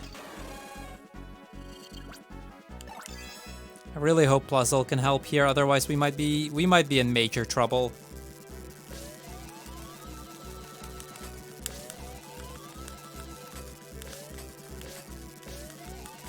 It's just too close to the edge there. I'm gonna heal with Raichu and we're gonna try again. This fight is going about as poorly as it could.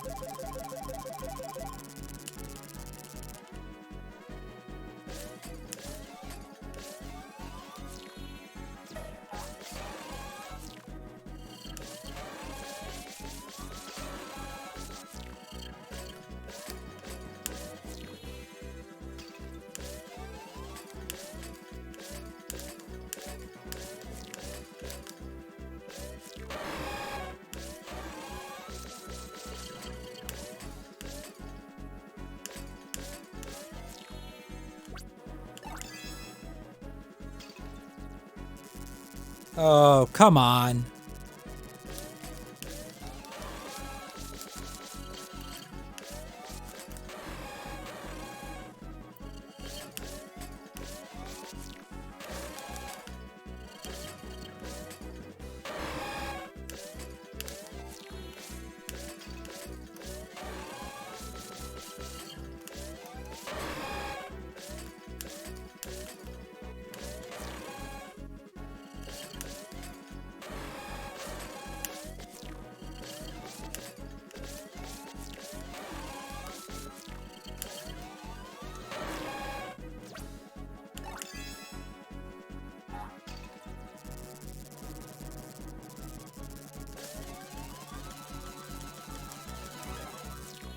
Okay, we got it.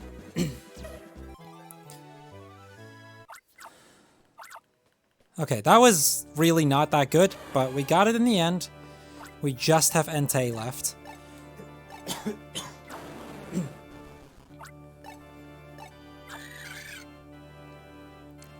Okay, still have Entei. So like I said, time is pretty short after the Entei fight. But yeah, first things first, Pleasant and Mine in here, they're going to destroy the machine that gives this guy control over the doggos.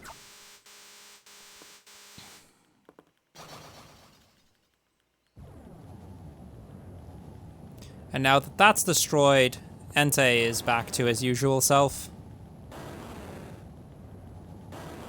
So Entei is one of those fights that can go really easily, especially since I still have the Golem assist, but it can also be an absolute nightmare. I've done like a 7-minute Entei fight before.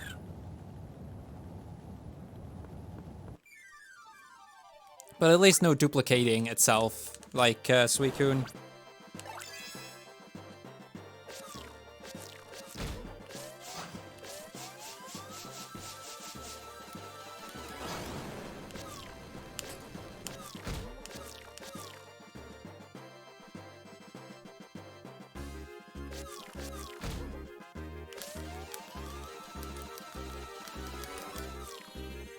That was a really good Entei fight. Okay, Tech, get ready on time. We're almost there. What's the clock at right now? The clock right now is at 3 hours and 6 minutes. That's gonna be a PB. Nice. That's pretty much guaranteed at this, but I think it's a minute and a half until time from here. But yeah, we saved the doggos. We kind of saved the world just now. Like I said, time is at the end of the mission clear jingle.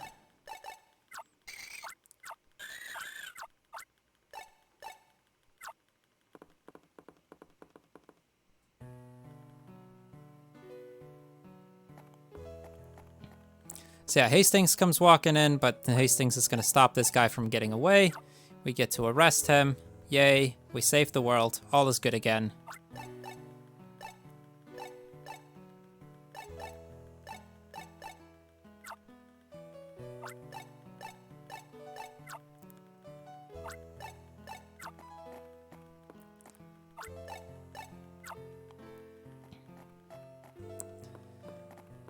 Okay. So yeah, we chat a bit with Hastings. And that's when we get the official mission clear. So get ready.